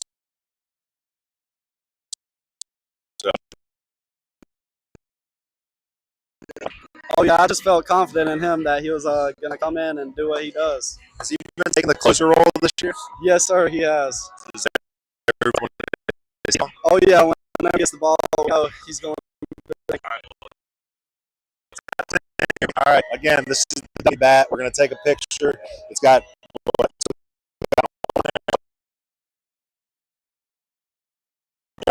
race stain this year.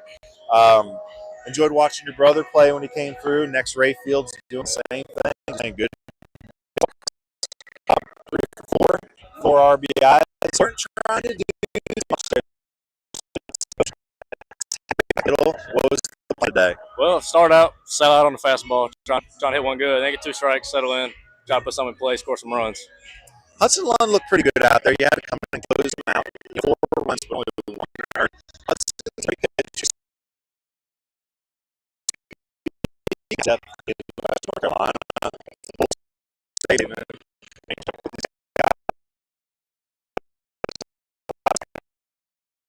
Oh, very confident. We got 5+ guys that we know go out there and shove and have no problem with. You've been playing competitive. So last question, post-state, senior baseball since your freshman year. You playing Senior Legion again this year? Yes, sir, of course. All right, well, tell everybody out there why the best players should play Legion, and, showcases, okay, I don't want to knock it, but, like, why should the best players gravitate towards Legion baseball? Play the best talent out there, people in college. It's a lot of fun. You come here every day, play every day. Just a lot of baseball. You ever interact with the Legionnaires much? Not really. I got to have the best stories, man. So, again, respect the elders, Legion Baseball. We'll be back down here covering y'all again this year. I'm not going to try to be as much of a homer for post-70 this year, but, you guys were the only ones that beat us last year. So, congratulations. 4 RBIs, 2 innings pitched, no runs, no hits, 2 Ks, 2 walks. But this guy right here is one of the best young ones in Western North Carolina. Down for a picture. You guys can beat him up if you want, but that I appreciate a minute. Am I signing off? Not signing off. You go ahead and do your thing.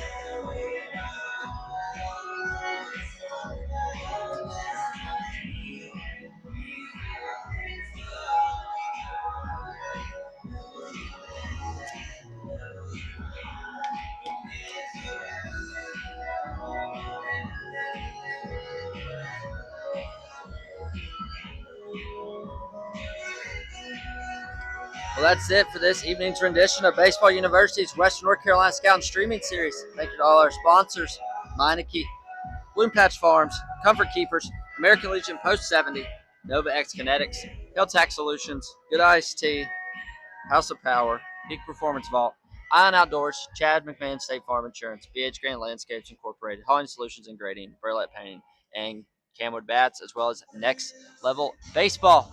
For all the best coverage and content in Western North Carolina baseball, visit our Patreon at patreon.com/bbuniversitywnc. Here you'll find previews, conference previews, preseason playoff projections, power rankings, players of the week, podcasts, highlight films, and much more. Membership start at $1, and all the money raised stays right here in Western North Carolina. Support Mountain Baseball and support Foothills Baseball. Stay connected to Baseball University of the Blue Ridge on social media.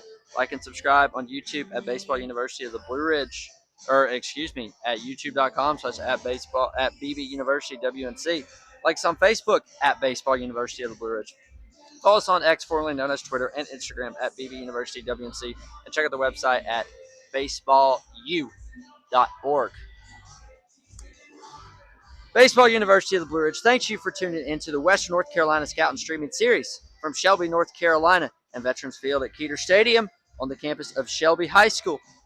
From the Shelby Baseball Easter Tournament Championship, this has been coverage of Western North Carolina High School Baseball, where the Crest Chargers defeat the South Caldwell Spartans by a score of 6-4. For Ryan Cook,